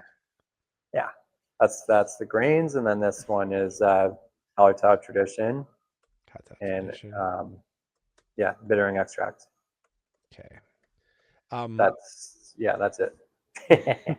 Bittering extract. You mean Yeah. bittering hops or a separate like extract thing? Oh, well, it's specific? bittering hops. Right now we were using American hops, but I guess we can talk about that. So we made the commitment last, February to not use American ingredients anymore, Okay. which sucks. Yeah. I really like American hops, and we're like, we'll taste our West Coast Pilsner. It uses Simcoe Mosaic, and we're just kind of like running through whatever inventory we have, and that'll be that for that brand for the time Always being. going to wrap it up. Yeah, we'll replace it with something else, probably with New Zealand hops or something. I don't know if that'll be a New Zealand Pils or like an XPA or something. Yeah, anyway, so the bittering extract we used to use was it's called Flex. It's from Barthos, Huh. and I don't even know what hops are in it, but it's just like it's like a CO2 extract of what I'm assuming is like leftover hops. So they just like extract the alphas from it essentially, and then it's like this flowable like bittering extract, which is really nice for beers like these because like the Madawaska that we brew, the alphas are all over the place on the saws. Sometimes it's like 2, sometimes it's 4, and then that like you're literally using twice as many hops if it's 2% alpha to get the same bitterness. So it's nice to just like add a certain quantity of just like a good clean bitterness, and then you can build off that with your saws or your tradition or whatever. It's really nice for a bunch of things like yield obviously goes up because you're not using like pellets that absorb a lot of wort, and it creates like just like a nice clean bitterness as opposed to like boiling all that vegetal matter for like 90 minutes or 2 hours or whatever you're doing, which can be nice sometimes, but like too much of it I find can be like a little bit harsh. In this style or just in generally speaking? The style or like any like can see that. Pilsner or something, any hoppy lager that you're just like boiling a bunch of low alpha hops for a long time, it can help like build body and stuff, but what you're doing is extracting tannins from the hops, which are like a little bit astringent, a little bit like harsh, and like a little bit of that is really nice. Too much of that I find is not so nice. So this just kind of helps like give a little bit like 10 IBU or something of like just like a clean bitterness, and then the rest comes from the low alpha hops. Yeah, super early addition, like right out at the beginning of boil. Yeah, it kind of helps with boilovers too, right? Because it's like it's an oil, so it kind of helps with the boilovers, and yeah, it's super consistent. You know what you're getting. Yeah, it's the same product every time. Yeah. We recently switched to like a Hercules extract from Germany that comes in like tins, and it's a tin of 300 grams of alpha acids, which is like typically you would use like 1 tin in your batch, so you would use only a whole tin, or like you'd use 1 tin and maybe you have like a 300 hect brew house or whatever, you use 6 tins, but like we're a 7 hect brew house, so that would be easily like 100 IBU of hops. So like we split it up into like different little mason jars, purge the mason jars, and then use those. So it's like an added step, but yeah, worth it. It works. It's technically flowable, but far less flowable than the Flex. Yeah, Flex is flowable at room temperature, but this extract is flowable at like 50 degrees C. So you have to heat it up, and to then get like a bit of a solid, and then it is, down. Then portion it out, and then when we want to use it again, we'll have to heat it up again. Then we just give that one dose. Yeah, and people like you ask like the hop suppliers, you're like, why can't I do that? And they're like, don't do that, it's not good. They're like, don't do that, and they're like, why can't I do that? And they're just like, just don't. And anyway, we tried it. We don't see like any adverse, because you're heating up the hops and then cooling it down again, like another process. But we're purging the little mason jars that we use. And I don't know, it works for now anyway, until we can use Flex again. Interesting. I hadn't even really heard of that. Yeah, I have this little debate in my head all the time about like whether or not we should be using American ingredients. And like personally now, I think it was a bit of an emotional decision to be like, no more American ingredients. I get it. You are the only one. But No. now I'm like, fuck, man. Like, I miss Dynaboost. Yeah. Citra is a pretty cool hop, man. I mean, we've committed to it. We'll stay true to our word. We'll see what happens. Yeah. Hopefully we can. Figure all that out. Yeah. I saw something today. There was some sort of deal they've been talking about and stuff. So I mean, I don't know. That goes back Who and forth knows? Yeah. I have no idea. I'd rather just stay out of it until everything like. until everything cools down, and then just like whatever. It is a shame though, because both sides are getting a bit of a raw deal. But yeah, we were there. We were there in Florida for like 6 weeks when it all started in February, and it was great. Now I'm gonna fucking post American beer for 6 weeks. And everyone's gonna be down my throat. Thankfully, it was all good. But yeah, I understand the emotional decision too. Like people want, and it's like I don't know. It seemed to be like a net positive for Canada, and it kind of at the very least, it showed that like there are some things that can't be replaced. You cannot really replace Citra or Mosaic or Simcoe, any of those type of hops. There's nothing locally that even remotely comes close. Maybe the El Dorado from the Lupulin in Ottawa or whatever. Sorry, the Gatineau side. That aside from that, I don't think there's anything even remotely comes close. The New Zealand hops are arguably the best anyway, so that's a nice side effect. That's pretty fire. But then it also makes people turn. The Mississippi mills are probably fucking killing it because of this. All the different hop yards that have different. You know, I have heard. I forgot what is it? Duke 25 or something. 25. Yeah. They have some pretty interesting stuff from what I've heard that maybe is somewhat of a. Not maybe. That'll be in Pop on Hops that we'll have later. Yeah. Oh, sick. 25 Hydra. Yep. Yeah. Oh, I did see that. I saw the P word in there too. So it was. The P word. We've been using the P word like we would use Citra. That might be the episode name. P word. I'm writing that down. Like you'd be what? What do you mean? Well, like I don't know. I think of Citra like a booster hop or like adding salt to like a recipe or whatever, and it just kind of like lets other hops shine a little bit. So like Peacharine, I find like does a similar thing where like you add a little bit, it's in the background, but it like boosts everybody, boosts everything else. Yeah, synergistic. Interesting. I was thinking it was more of a. That was really cool to hear, because I always thought it was more of like a solo hop. But to have it as a, because it almost, and this is being a, what's the word? Bias, I guess. Like I just think it's the greatest thing that forever.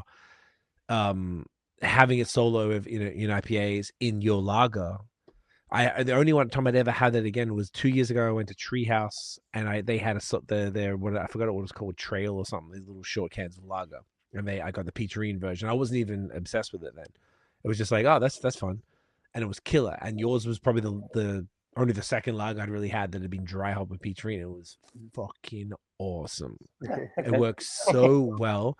So to have it in a blend, I get it. That's what you're saying. It probably is. Do you guys think that? Are you saying that it does both, like solo and blend, or do you think it shines better in a blend? Like I prefer it in a blend, like that beer the lager that we brewed with Peacharine. Like I thought it was really nice, but like I don't know, it was just kind of like a little bit one dimensional. Like I got like tangerine and like maybe a little bit of stone fruit, but throwing it in with I don't know some other hops kind of just boosts everything. Okay, interesting. It's also like we're looking for a Citra replacement, and that's what you guys are looking for in that hop. Yeah. Is it? My understanding it's really hard to get hold of. Yeah, it was like yes and no. I don't know. I sent a couple emails. And it wasn't that bad. Well, I had to I contracted through. How did that work? So I contracted through Freestyle, and like this was 2 years ago. And in order to get Peacharine, I had to contract for like 2024. And in order to contract Peacharine for 2024, I had to contract something else for 2024. And then when I did that, I could get 2023 Peacharine or something like that. I don't know. But just buy hops from Freestyle, and then you can buy Peacharine. Yeah. I'm sure there's like limited amounts of it. Yeah. But we got them. Yeah. I mean, we're a small brewery, so like we're contracting like 60 kilos, and like that'll do us for a year. Yeah. Gotcha. That's that's awesome. I feel like you just made that so simple. Because when we did our anniversary collabs, anyone was like, "Hey, what do you want to do?" And we come up with a beer. Obviously, I'm going to be like, "Let's put Peacharine in." And I basically said it to nearly everybody where it was a fit, and most people were like, "Oh yeah, that's like, no, we can't get that. It's not even." Yeah, I think if you tried it, like I don't think you can buy it on the spot market. So it's a little bit more difficult to get. I think there's just less of it, but as long as you try. Yeah, you can't just like do a collab willy nilly and be like, yeah, we'll use it. Like you have to kind of have an inventory or like you're about to get it kind of thing. Yeah. That, excuse me, it sounds about right. But it was it's cool to know that even a newer, like not even 3 years old brewery was able to, you were doing contracts 2 years ago to be able to get this now. You know, forward thinking with it, and obviously you want to use fire hops. Right. So Obviously. it's that. yeah, totally. So it's not even a question about that. And look, Aussie hops obviously come from Australia. Like the Aussie hops were killing it in 2017, 2018. Galaxy was the GOAT, and then and everything went downhill from there. Yeah. And our forever, the people we always gave shit to, 4 million people on a little island with 150 million sheep, make the best hops. Yeah. Who would have thought? Who would have thought? Shouts to them. Hey man, Yeah. they know what they're doing. Yeah. What was I gonna say? The I think that's amazing that you did that. You thought ahead. You got the kiwi hops. Okay, so we're talking about the local ingredients and not okay. So for you guys, because there were some people that were this has come up basically constantly all year, for obvious reasons, right? And I always find it's super interesting to get everybody's take on it. So obviously the American hops were sort of like everyone was like, you know, either let's see out our contract because Yakima usually would ship everything across to their Quebec warehouse, so they already had it, so then the tariff didn't even affect it. But then there was maybe the ethical thing when people were like, I just don't want to support them right now. Totally get it. There were some folks who were like, I only want to use Canadian ingredients, and then that put the haze in jeopardy. Whereas you guys didn't have that as much. You, from what it sounds like, and please correct me if I've got this wrong, but it sounds like you're like, well, let's use as much local ingredients as possible, whether it's malt, hops, yeast, etc., adjuncts, and then, but you're completely cool to get New Zealand hops because it's got nothing to do with nothing, and it's just like for sure. Yeah, I mean, stuff that. Yeah, my approach to it has always been like, I don't know, everyone's always done like, oh, this is our Ontario Pale Ale, and we brew it like once a year. It's like, well, what, like that's great, but like that doesn't really do much for like the hop growers or like the maltsters. Like you're buying like 8 bags of malt once a year. Like I've always like approached it like sprinkle a little bit into every batch that you're doing, and then like that adds up to a lot over time. So like, you know, our malt, like typically for most of our beers, it's like a 50-50 blend of like local malt and then something Canadian and then like whatever specialty malt we're doing. Okay. Hops, I try to incorporate like local hops wherever I can, in like our hazy IPAs and like West Coast and stuff. And then our Vermont like pale ale core brand is 100% Canadian hops. Yeah, try to incorporate a little bit into everything instead of doing it all at once, like sometimes. Hey, look, because like it lends a lot of like interesting characters, and lets the beer like have kind of like a little bit of differentiation, like maybe a little bit of malt character, like the hop has like some sort of like interesting thing going on that you wouldn't get from like say the Chinook that we're using from Eganville tastes like completely different than Chinook from the Pacific Northwest. Gotcha. Eganville's a town like 40 minutes west of here. Okay. And it like typically it's like very like melon citrus and very like much less like piney than like a Pacific Northwest Chinook. Sea hop Chinook you would think of. Yeah, it's more like, I don't know, a few years ago everyone was like, oh, Michigan, you know, Chinook is just best. And I was like, well, Michigan's pretty much Ontario. So we started using Ontario Chinook, and I was like, oh, Chinook Ontario is the best. Your Ontario Chinook's the best. But yeah, I don't remember where I was going with that. Oh, yeah, a little bit of everything. A little bit in everything. Yeah, we've always like, and it's like when True History like put out the Canadian Pilsner project, it was like, well, we're doing that. Yeah, we already Like do that. we're So like, already of course. doing that. So like, it's So it made easy. We'll sense. just slap a label on it. But we're already making that product essentially. Yeah. So Yeah. Okay. Yeah, and like we've been using like the Eldorado from Bubani or Lupulin for since the a beginning. couple of years ago, and Yeah. Okay, you guys are on top of it. yeah, we've always like. I mean, it's so easy. Like we're the closest brewery, the second closest brewery, I guess. Like to them, yeah, Brower Kaufman might be Brower Kaufman and Whitewater. and Whitewater, Yeah. but like we're so close to them. Like, Yeah, we're close. it's them delivering directly. Like it's Yeah, they're right it's there. cool. Yeah, It's so much fun to like talk with the farmers and like I can drive to Pakenham and like look at my barley growing, you know, be like, That's you sick. better grow up to be a good barley. And it's nice to have that relationship and like that connection to the agriculture side of beer, because you know anybody can like send an email right now and get like the world's best ingredients, which is like really cool, but also you lose that connection to kind of the agriculture side of it, which is kind of what beer is all about, I think. You ain't wrong. You Yeah. ain't wrong at all. You guys are like so far ahead of the game, it seems like. As in, like, you're thinking when you're opening about getting something as dope as Peacharine and how to do it. You're already thinking about getting the Kiwi hops, and then you're already getting that Eldorado that now that apparently that hop saved that farm. Yeah. As far as the popularity of it, and arguably, I'm not sure if it was this year, if that's true, that because of all this stuff that everyone's looking local and they were almost about to not do it again, and then everyone's like, no, we need it, and then they're like, all right, Yeah. fucking awesome. Yeah, I think I don't know. Hop yards are tricky. Like they struggle. So yeah. like why not support them like whenever you can? And I think I looked at the numbers last year of like what percentage of hops we use are Canadian and like what percentage of our malt is Canadian. And it was like maybe third, like close to a third. It was like high 20s were Canadian hops, which is great. And like that's Ontario and Quebec pretty much exclusively. Amazing. And with like a third of our production being Madawaska and not using saws, like that takes a big chunk out of that. So when you like push that one brand aside, percentage wise, yeah, it's pretty big pretty coming from like Eganville and the Pontiac and like, you know, Wolf Island and all these little places that grow hops. Almont, Almont. Yeah. Yeah, we just brewed a wet hop beer with Battle House hops in Almont, and it turned out really nice. Like all these little. That was Goanna. They're Galena. Yeah.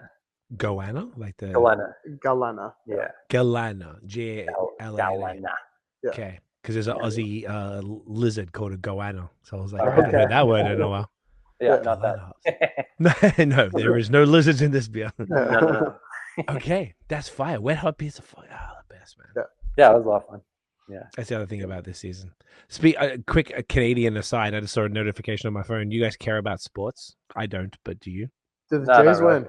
Yeah. Hell yeah. So the Toronto Blue Jays eliminate the New York Yankees with 5-2 win and advance to the first ALCS since 2016.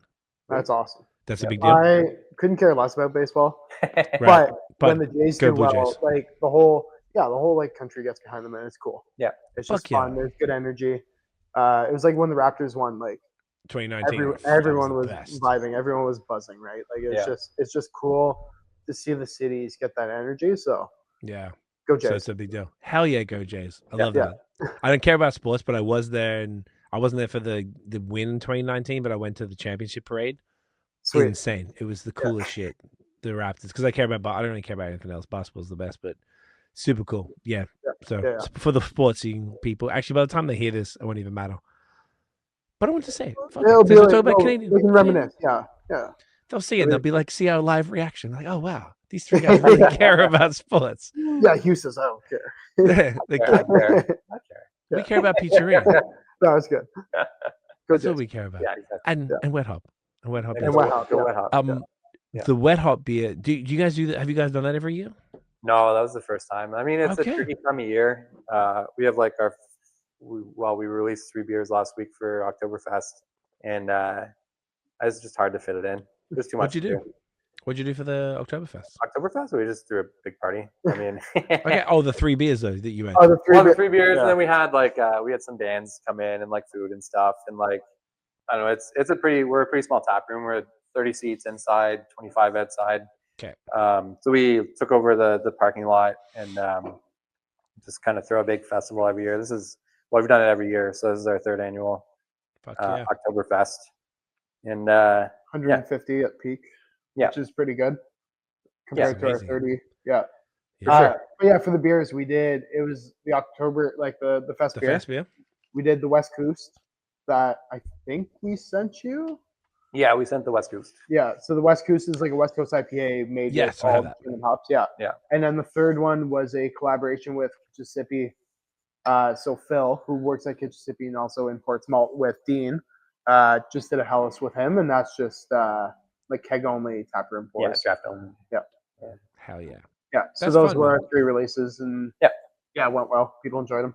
I was Oh, gonna fun. say it makes sense for you guys completely. Like being that there's a, we talked about earlier, like lager focused brewery and Oktoberfest, and For sure, yeah. I think that's amazing. And I love that you got a massive turnout for it. Have you guys noticed this is something? And I don't, it's like every year we all get surprised. Oh my god, it's fucking cold. I always forget. Like it's like we've all gone through it every time. Was last September this warm? Like did I know where you're breweries, going. Yeah. you know what I'm talking about? Yeah. Oktoberfest. We Were have we? been so lucky with weather the past 3 years. Like, I wasn't even talking about weather. Oh, but okay. Speak to that, and then I'll finish. well, it's just like every year Oktoberfest comes around, like it might rain the weekend before, it might be freezing. Like this weekend, it's like a high of 7. Last weekend was a high of 30. 20. Yeah. It was like 30 and sunny. 33 feels like 33 or something like that. I think. Yeah, Yeah, it was yeah. insane. We bought sweaters to sell. I don't think we sold any sweaters. no one bought any sweaters. No. Put out the patio heaters and didn't use And those. like, nope, didn't use didn't those. even- That was just, like, You never know. Yeah. Though What were you gonna say though? I was gonna say that I feel like, and one thing I wonder if this is the seasonal amnesia that is everybody. I feel like Oktoberfest is everywhere this year, everywhere. Yeah. Almost every brewery is having some sort of Oktoberfest event. More Festbiers, more Marzens than I've ever seen. Yeah. Any thoughts? I think so. I agree. I think like So in I'm not Ottawa- tripping balls, right? I feel like This it's got is more like Ottawa popular. itself. It's like you have 2 options every weekend Yeah. for Oh, it's out of control. 5 Particularly, weeks. Like, it's really hard. Like I think everybody's looking for an excuse to like celebrate, and like Oktoberfest is just like The such an funnest. easy one. Is like brew like this awesome friggin' lager and just have a fun time. Like eat some pretzels, why not? Yeah. Exactly.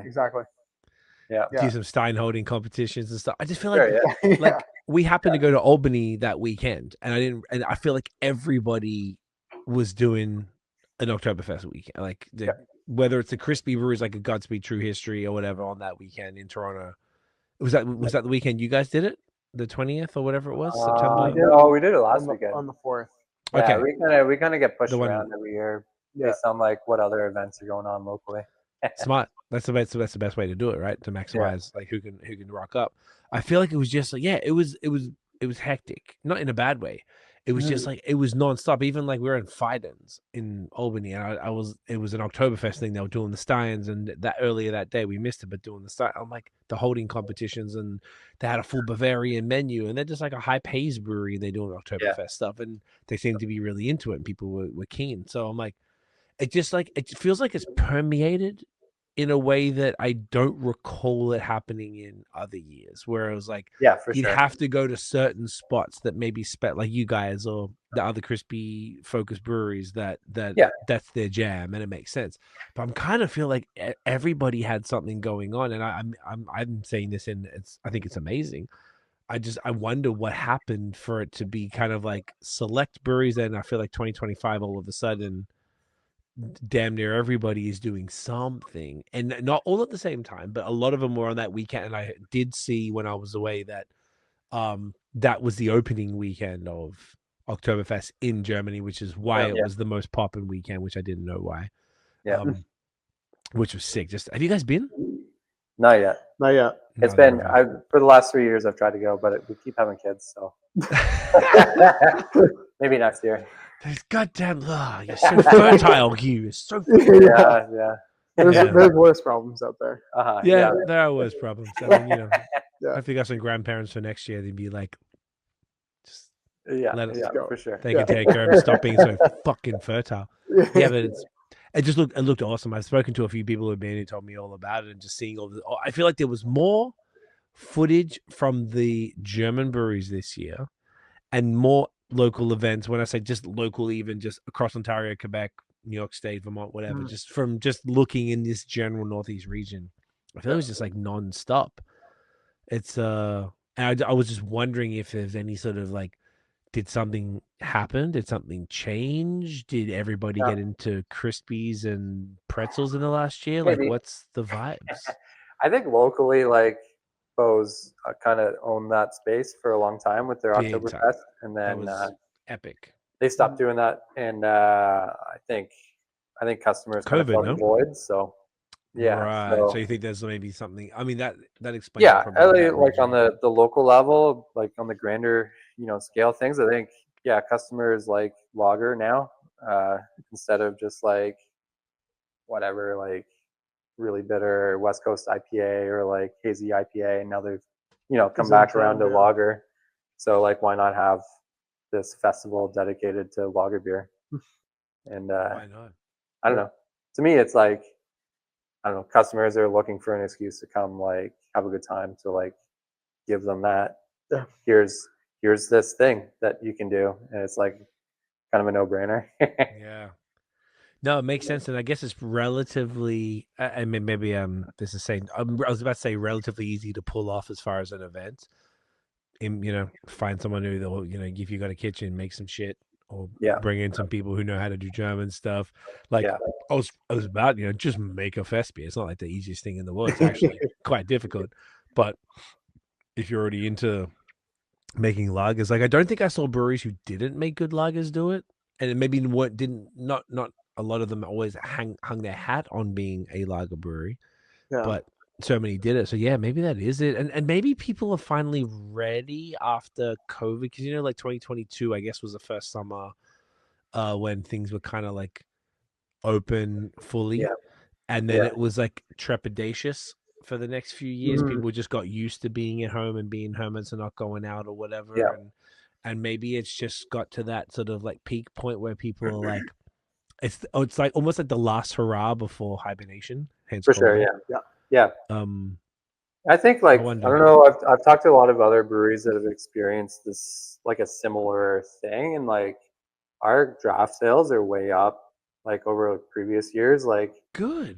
and it's not just like like it is a bit of like incremental, like we're growing because we're new and like getting new customers and stuff, but like our can to keg sales have like completely changed like from opening. So like people are coming here to like drink more on site, so they're looking for a reason to get out of the house to go socialize again, and like they're going out and like having an experience instead of just like sitting in the basement and like chugging a few beers, which is nice. It's a little bit more healthy, and like it's good for us. And yeah, so I think people are just like back to like looking for something to do.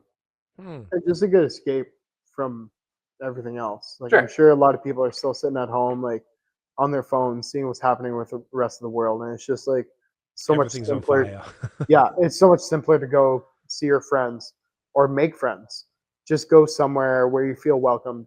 Yeah. You're having pints with people. For sure. Forget about it for a couple hours. Enjoy yourself, kind of thing. Yeah, and we've had a few moments in the last like couple months where like I've been really happy, I guess, with like our position in the community, where like we're like the community place where everyone comes together, and like right before Oktoberfest there was a death in like our community, which like really like sucked. It was just kind of like core. Like it was it was a sudden thing, and it was like pretty sad for everybody. And everybody like came together, and like I don't know, I had a few really nice conversations at Oktoberfest that like, wow, like we really needed this right now. Like, thanks for doing this event. And like, it was just kind of like a nice, like, this is why we do it, to like bring people together and like shut off the outside world for a little bit and just like come socialize and come together and stuff. That's awesome, man.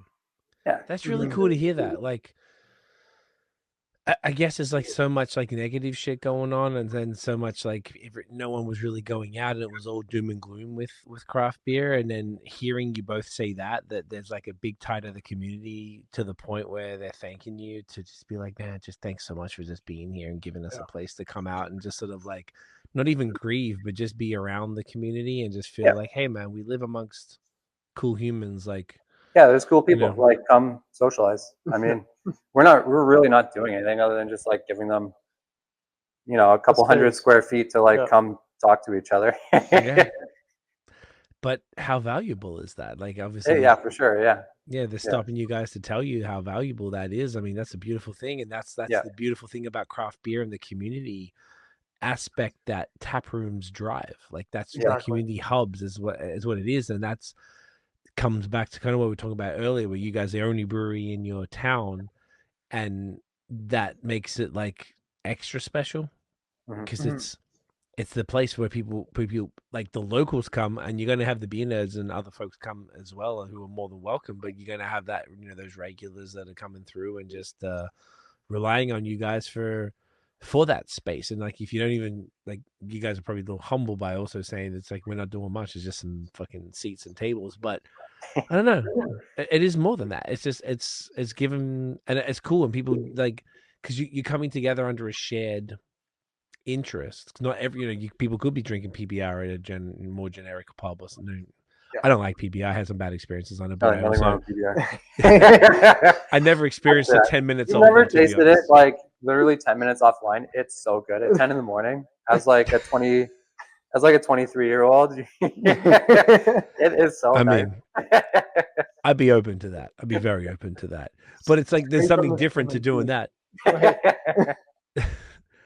I mean, that's one thing, and that's a pretty cool experience. But then coming into Colbert and being able to drink some stuff that's made by some folks who are from the local area who really care about that, and just it's nice. It's cool to hear like real anecdotes about that.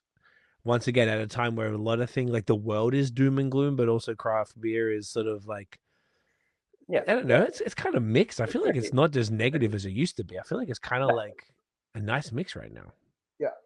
Yeah, there's still like a few openings, a few closings, but people seem a little more optimistic, and consumers are still happy. There's still new styles and new things coming out, more events. Like, it's a good time still. I haven't seen any like negatives. No. It's been a while since we've had a closure, I guess, that I can think of. Yeah. In Ontario, if you want to just say like provincial. Despite there's been a few mergers.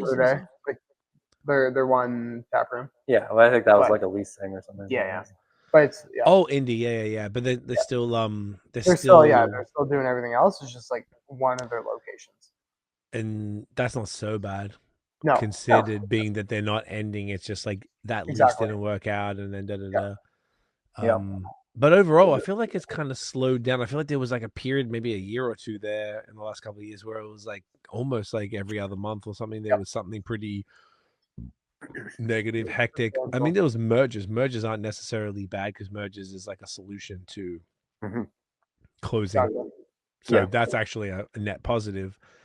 But yeah, it seems to be where maybe we're in like hopefully it means we're settling as an industry. I think so, yeah. Bit. Well, it's like we're like Ontario is such a young industry. Like really, like the oldest breweries have been around. Well, except for like the OGs. Like it's the youngest. Like the oldest craft breweries are like 15 years old. You know, like aside from like Great Lakes super young. Whatever. So there's like boom and bust a couple cycles like 30s and 20s and then 15s. Like there's there's boom and bust cycles in any industry, and we're just like getting a little bit more mature, and this is just part of it. I mean, and it's a tricky time, like, you know, economically for a lot of businesses and stuff. And like, I don't know, it's just a mature market. And that's part of the reason why we like stay small is that, you know, There's a lot of breweries.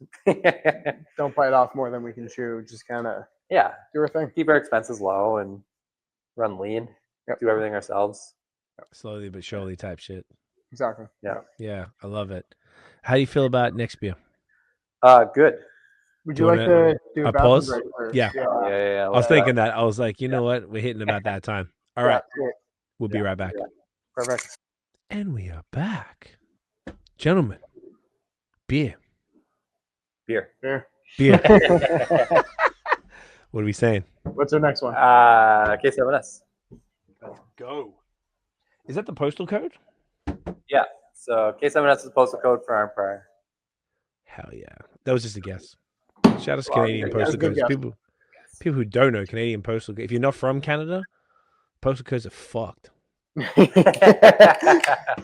Because in Australia, like it's 3178 or whatever. It's like four digits. In America, Right. it's 5 digits. In Canada, it's letter number. Yeah. And it's And it's crazy how like the house beside you is different. yes. Yeah, that is Like pretty wild. in Ottawa, like you move one street and it's like, oh, everything's changed. Yeah. New one. Yeah, it's kind of bonkers. Not So- Arnprior though. No. No, One. not on prayer. God damn it. Oof. Okay. Ooh, look at the head of this shit. Let's go. Was it okay? This is the clearest beer we've had tonight. Is this one Yeah. particularly does this have a different process compared to the others? Well, so as of late, we haven't been. Well, we don't filter anything. Okay. So we just kind of rely on tank time and biofine sometimes. I mean, we've been taking biofine kind of out of our process for all of our lagers. During that process, we found out that our calcium levels are a little bit low.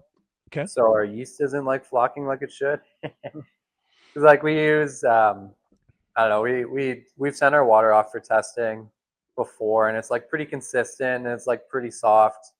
And but we've never sent our wort out for testing.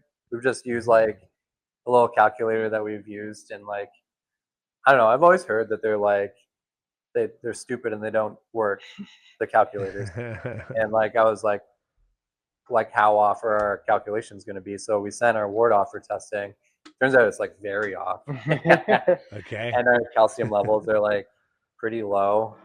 So that could be why like we're not seeing like the Madawaska that we had earlier is like that's sat in tank for like 10 weeks, and like it should be like crystal clear, but it's still got like some yeast in suspension. And I think it's just like a calcium level thing. So we're like playing with that right now. But all that to say, we took biofine out of K7S and we added it back in because like we took it out and I found that this beer was like a little bit more like harsh. I think the biofine takes more out of the beer than just the yeast. I think it takes like some tannins and stuff. Like really what it's doing is like it's attracting, I forget if it was just like positive or negative, but it's attracting like it's like negatively charged, it attracts all the positively charged things and just like sucks them to the bottom of the tank. Or vice versa. And like tannins go with it. So, you know, if you're dry hopping something like this, like some of the like more harsh like hop compounds like the vegetal like tannins and stuff can kind of like drop out with the biofine. So we started adding it back to this beer. So that's why it's clear. Because we had a biofine. Yep. Okay. To make that short story long. Hey man, I'm here for it. Anyway, Cheers. Gentlemen, cheers. Get that in your nose is wicked. Yeah, so Hell this, yeah. this is Oof, a and West this- Coast Pills. Simcoe essentially- Mosaic. Yeah, Simcoe Mosaic. Oof. Essentially, we make Pilsner, and like the hot side is all kind of standard. Like we use a little bit of 2-row, and that's again local 2-row. It's domestic Pilsner malt and a little bit of wheat, and like the 2-row kind of adds a little bit of like malt complexity to this beer, since it's like 5.2%. I think it needs a little bit more like malt oomph to like balance with the dry hop. So we add 2-row, like a little bit of 2-row, and then I think it's Habitat tradition in the kettle, and then ferment it like we would a lager, and then do like a soft crash, get the yeast out, dry hop it with Simcoe Mosaic, and then lager it. And then the result is this. She's glorious, man. This is my second time having this beer, and it's this is exceptional. I love a good Westie Pilsner. Like, essentially, is it fair to say like a West Coast Pilsner is an alternative, like a synonym for a dry hop lager? For a what? For a dry hopped lager, or is that not fair? Yeah. Yeah, especially like the modern ones using lager yeast, like it's fermented a little hotter, but they're still pretty similar. Yeah, for sure. This is a dry hop lager. Yeah. But it's I don't know, uses West Coast IPA hops, I guess. So like specifically. Yeah. But yeah, this beer, I guess we've got one more batch of it left to make, and it'll probably stick around for the rest of the year, and then that's kind of it. Forever or just for a bit? For now. Yeah. I really like this beer. Like West Coast Pils to me is like the epitome of like everything I like. And it's crisp, it's hoppy, it's bitter. Not overly so. This one's 5.2%, so it's like crushable. Yeah. I don't know. I love it. I love Simcoe Mosaic. I love like the berry and the dank and a little bit of pine. And it's just, I don't know. It's bitter, nice. But like still super smooth. Like it doesn't last on your palate too long. It's just crisp. It's easy. Yeah. It's loud, but not too loud. Yeah. Good description. Yeah. I'm an old man. Like I said, I'm 31, so I can't drink IPAs like I used to. So like this is like a nice. If I want an IPA, I'll probably just grab this because I gotta wake up at like 5. Oh no! Really? Yeah, like your kids wake up like kids. Whenever. Oh, it's like Nate always does that. Yeah. Why do kids do that? They need to fucking relax. Come on. It needs to tell them nothing good happens at 5 o'clock in the morning. Yeah, I wonder why they do that. That's so crazy. Okay, well, this slaps. This is fantastic. Why are you taking a break from this one? Was it just like this is the American ingredients? Oh shit! Of course. Sorry. Yeah, so we did talk about Mosaic. We're just running through what we had in inventory, and then we'll which see I what guess happens. was a lot. And because that was like 8 months ago, we made that decision. Yeah, but still using it. Yeah, they're like, it's still up in the air. Like, what do we replace it with? Could that you do XPA? That XPA is like an option. So like fair dinkum. Yeah, that was a banger. Yeah. So that's an option. So Nelson and that actually uses Citra. So yeah, we probably replace that with Peacharine. Yeah, it'd be Peacharine and Nelson. Yeah, would be the option. Oh no, or like a New Zealand Pils. It'd be nice to add. Yeah, I don't know. We'll see. Fair dinkum, like it'd be nice to add some Eclipse or Galaxy to like make it more, make it more Australian at least. Like if we're gonna use an Australian term, might as well. I like Australian hops. I don't think I've ever had an IPA that uses Aussie hops.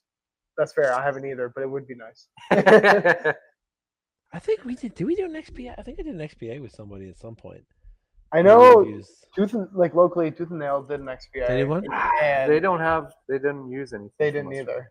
And well, that's cultural appropriation. Perreault did one too. Yeah. Well, from what I understand, like neither do the Aussies. Like, I think it's a fake style, man. It's like if anything, it's more not even appropriate. I think they're using New Zealand. That's a good point.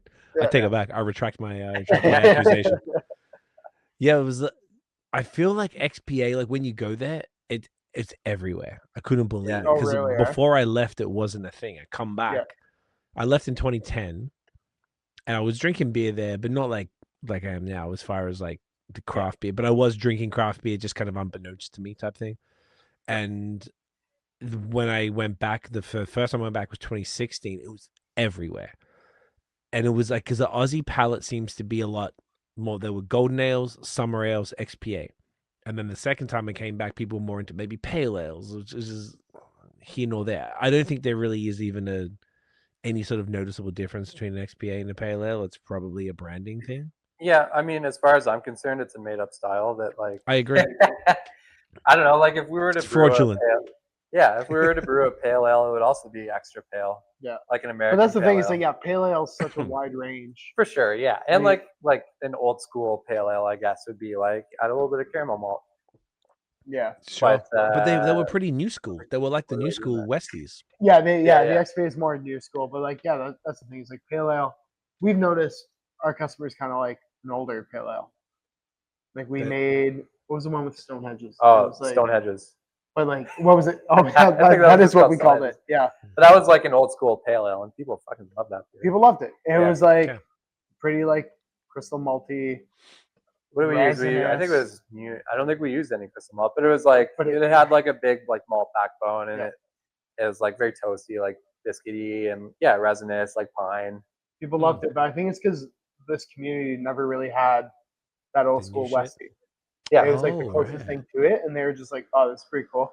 yeah. Like most of our customers, like were their first craft experience. So like Interesting. Papa I don't know. cherries. they'll see a saison, they're like, "What's that? That's wild!" Like, Yeah. what? Mhm. I'm like, yeah, well, I guess, yeah. I mean, good for Yeah. them. That's For sure, yeah. that's actually pretty sick. Yeah. That We've also like just like recent like we've had Lucre Tap. We've been neglecting it a little bit, really, Yeah. as in like not. how dare you? I know, Yeah, not yeah. fully like treating it the way we should, but we've been like low key offering like milk pours, just as like to whoever. Like we're not announcing it, but like Yeah. people can have it if It's they on want. site. And there's like What one is of the this? regulars who just loves it, and like he's just doing it all the time. And it's just cool to see like these people that like probably like wouldn't go out of their way to ever try those things, and they're like really Drinking Czech enjoying those Malikos things. like it's Yeah. nothing. Yeah. Are they older folks typically? Like our like yeah, I mean typically not that guy that drinks the milk pours. He's like Yeah. I don't know, 40s. But Yeah, 40s is ancient. I'd say like the mean average of the like our local regulars is probably like 55. Yeah. Maybe that's Okay. maybe that's generous on the young I side. well, Yeah, that's 60. Our Monday crowd kind of comes in on their walkers and On their walkers. oh, well, Hey man, no, but like yeah, I they gotta think chill somewhere. Arnprior has a big like retirement community, and there's a lot of boomers that live here, and Gotcha. it's just They'd be I crushing. don't know. It translates. Our regulars are that. No, it Like makes our sense. day-to-day customers, we get a lot of people coming in from Ottawa and stuff too, but it's like our our people that are here every day are like older Gotcha. But it's sick that you're introducing him to something like a Maliko pour. for sure. That they're like, what do you mean it's all foam? Like, nah, just neck it, bro. Like, just fucking Yeah. rock it back. And they're like, and oh, there's a really? few like the guy that loves them will advocate for them. People try it and they're like, "Oh, that's so not for me," Yeah, but they're trying it. Yeah. Like they're Hey, that's all you could ask. exactly like Yeah, people are for willing sure. to try once. They don't like it. That's fine. Yeah. Drink it normally. Let the people that Drink it want normally. it. yeah. It's yeah. something that we're gonna add to Boring. the, it's something that we'll add to the tap list is like an all the time offer, but Yeah. Right now, we're still like the staff's all like still like getting used to it and stuff. it's on the secret menu. People like it. Yeah. That's good Okay. enough right now. That was actually going to be one of my questions was, do you have a Luca tap and what's going on with that? Just because, once again, that focus, we've had 4 lagers back to back so far. I know we're about to move off into the hoppier beers in a sec. But like, that's dope that you at least got one tap. Now, what do you rotate the beer that's on the Luca, or is it always? No, it's always a Madawaska, and like Okay. I want to get another Lucre tap. It's just like hard to dedicate like $500 to a Lucre tap, and there's like other like lower hanging fruit. Because we That's like fair. in the wintertime we have our Czech dark lager, and like Ooh, that'd be fire. I want to brew more like Czech style lagers. It's hard because like I don't know, Czech beers are often decocted and they're very malt forward, and I think that like we have a hard time achieving that in our system. Or at least the way we want it to be. Like we could get away with it, but not to the standard we want. So we're still. I find it hard to like call something like this is a like 10-degree pale lager. Yeah. Because it's not. Because Maybe it's it takes inspiration from that, but it's like we're using local ingredients. It's an infusion system. Maybe we're like tweaking things and like trying to make up the inadequacies like elsewhere with our malt selection and stuff. But like it's going to be different. It's going to be different. And process wise, there's only so much we can do. With what we have. Yeah, I mean originally I think it was in our plan to get like a decoction capable system, but we quickly ran out of money, and this system was like right there. So we started with That's that. What are you gonna do? What's the difference? A decoction system isn't just an additional kettle. Yeah, like it depends on who made it, but essentially you need a way to heat it. So typically you'd have like a mash mixer or something. We're electric, so I just have like two big elements, so you can't like that would just like scorch like the malt or the mash, right? So you need either direct fire or like a steam system. So you need gas or like an electric boiler or something, which we don't have. And then you would need pumps to like move like malt around or mash around. So like you just need a vessel with something that stirs it and a way to heat it And up to boil. pump. And an adequate pump. Yeah. Pipes and hoses and stuff that go to it. Yeah, like right now we have a 2-vessel system. Okay. We would need a 3rd vessel with some sort of heating capability, mixing, and a pump that could do the work we need. Yeah. We don't have that single infusion. That's what we got. I've thought a lot about like how we could Frankenstein this system into like something that could do that, or like at least have like a step mash. I want to mess around a lot with adjuncts too. Like there's a lot of corn that grows locally, a lot of oats that grow locally, a lot of like, I don't know, I like rice. It's not local, but I want to use more of it. And like you kind of need a cereal cooker, like some way to gelatinize the starches so you can gain access to those starches. So we don't really have that. We can like, we've done it before where we mash in with boiling water and do like a really long cereal mash, like a pseudo cereal mash in our mash tun, and then mash in the rest of our mash on top of that cold. So it like, we'll do like a reverse step mash. So What's a it's step mash? Could you remind me what a step mash is? I've heard step mash is just like you're changing the temperature in the mash tun. So like typically you would like get hotter. You'd start at like, you know, your protein rest or whatever, and then work your way up. But we did it kind of the opposite way because we just like threw boiling water and cold mash grain onto something that's already hot.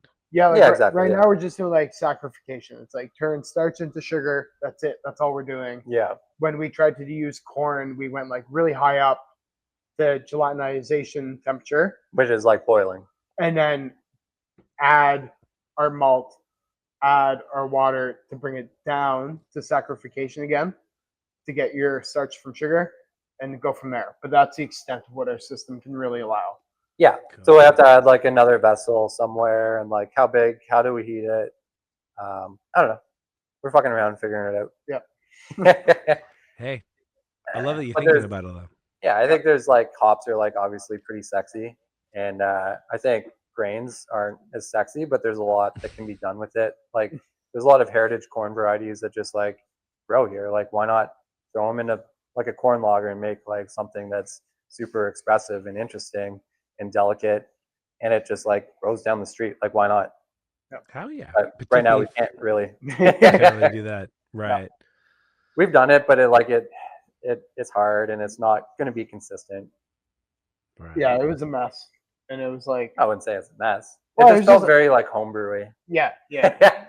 Add more of this water. Add a little bit of that water. Oh, what's the temperature now? Oh, add some more of that water. Yeah. It wasn't as clean cut as like our every other recipe. Yeah. That was we did a collab with Matron last year. That was a grisette.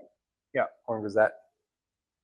But we still have that second bag of corn. That we can play around with, Yeah. Speaking to you, shouts to Justin. Did you work with Justin?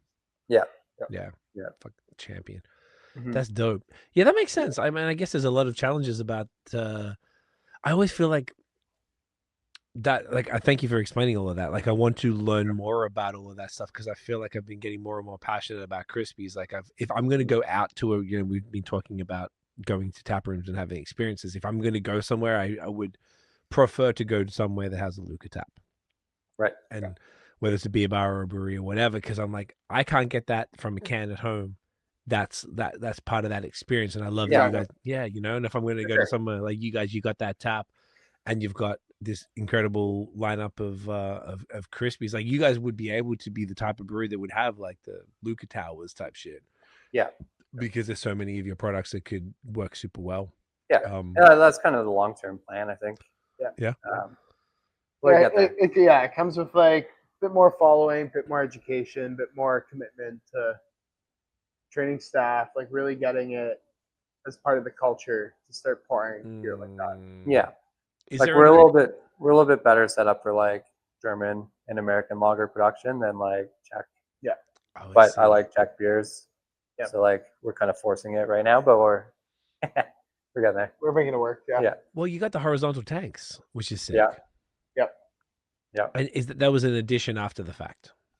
Yeah, we got those off Facebook Marketplace. And Who the That was a fuck pretty is cool selling find. There was- horizontal tanks on Marketplace? it was just some brewer. Some brewer down the he was a couple hours away, and Yep. yeah. I don't know. I like to every morning I go, you know, do my morning business, my routine, and I go on Facebook Marketplace, and Just those see what's popped there. up. Those popped up, and I was like, oh my god, those are what we need. Yeah. Good deals? Crazy. And yeah, I don't know. We picked them up, and Yeah. for the most part, they've been good. Yeah, a little bit smaller than advertised. Like Okay. we like our kettle is a lot smaller than With our the mash fermenters tun, can accommodate. Yeah. So like we can knock out say 800-ish liters of wort into our fermenters, but our fermenters could probably accommodate like 1,000 liters. Okay, so it's a little touch more. So like sometimes we'll brew higher gravity, especially like lower ABV beers. We can brew a little bit higher gravity and then liquor back on the way to the fermenter to get like more volume out of it. So we can't do that if we're sending beer to the horizontal. So obviously like the horizontals accommodate lagers, and typically lagers are like lower ABV. So we could brew more of that lager. It just doesn't fit into the lagering tanks. How big is the lagering tank? They're 7 hex. So on Facebook, right, they were advertised as 7 hectoliter. So they hold 700 liters working volume with like a headspace of 100 liters. So like total capacity of 8 hex. The total capacity is more like 7 hex. So we can fit like 710 liters into the horizontals. And the headspace is minimal. It's like 0. Yeah. Yeah. Is that bad? No, it's actually, I think it's good because you don't have like any headspace there for like oxygen. So like the smaller the headspace, you're not having like the oxygen ingress that you would with like any other like bright tank or whatever. And then B, if you're brewing like a hoppy beer like the K7S, like a dry hop lager, you're not having the hops volatilize into the headspace as much. So it comes out more expressive. You're having like less digression of like the hop aromas into just like the headspace.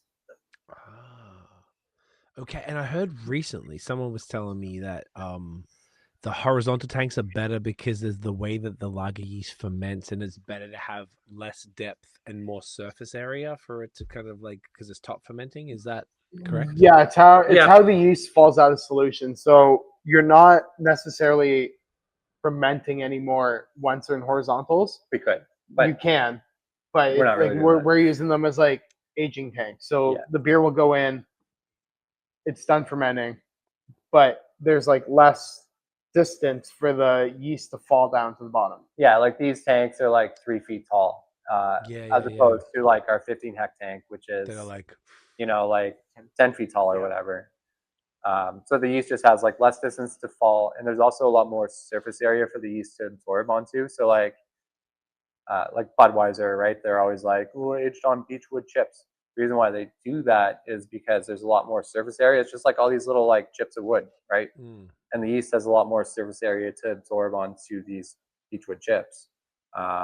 It's just like a gimmick thing now, but it's the same sort of concept where like the beer can just like, or the yeast can just like suck to the side of the tank. There's a lot more like tank area that it's exposed to, as opposed to just like a cylindrical conical or something. Like it's got to fall all the way to the bottom. Gotcha. I love it. So like aging time is shorter to like achieve the same amount of clarity and like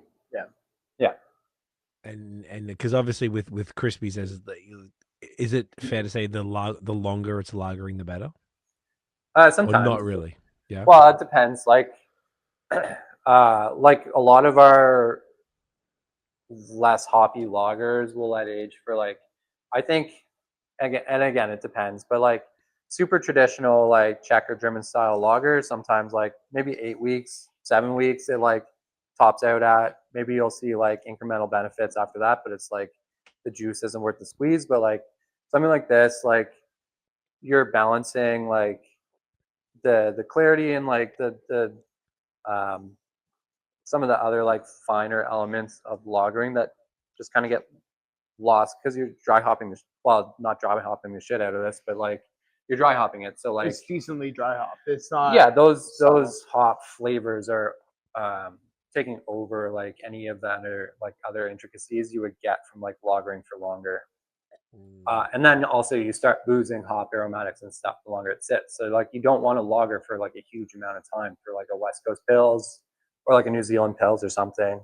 So I think this beer typically is like a 5-week tank time, as opposed to something that we would brew as more traditional would be 8 to 10 week or something like that. Yeah. that's my kind of approach to it. Yeah. Dude, I love it. I love learning about this stuff. It's so fascinating because I feel like it's like the most, like, I don't know, most of the exposure, I don't know about everyone else, but I got was mostly to like, I don't know, just ales, like haze and all that type of shit. So yeah, you see all of that a lot more. And I remember the first time I ever saw horizontal tanks was at Aslan in Alexandria, Virginia. When they opened, happened to be there in like 2019. And I went because Aslan was popping at the time. Now, not so much.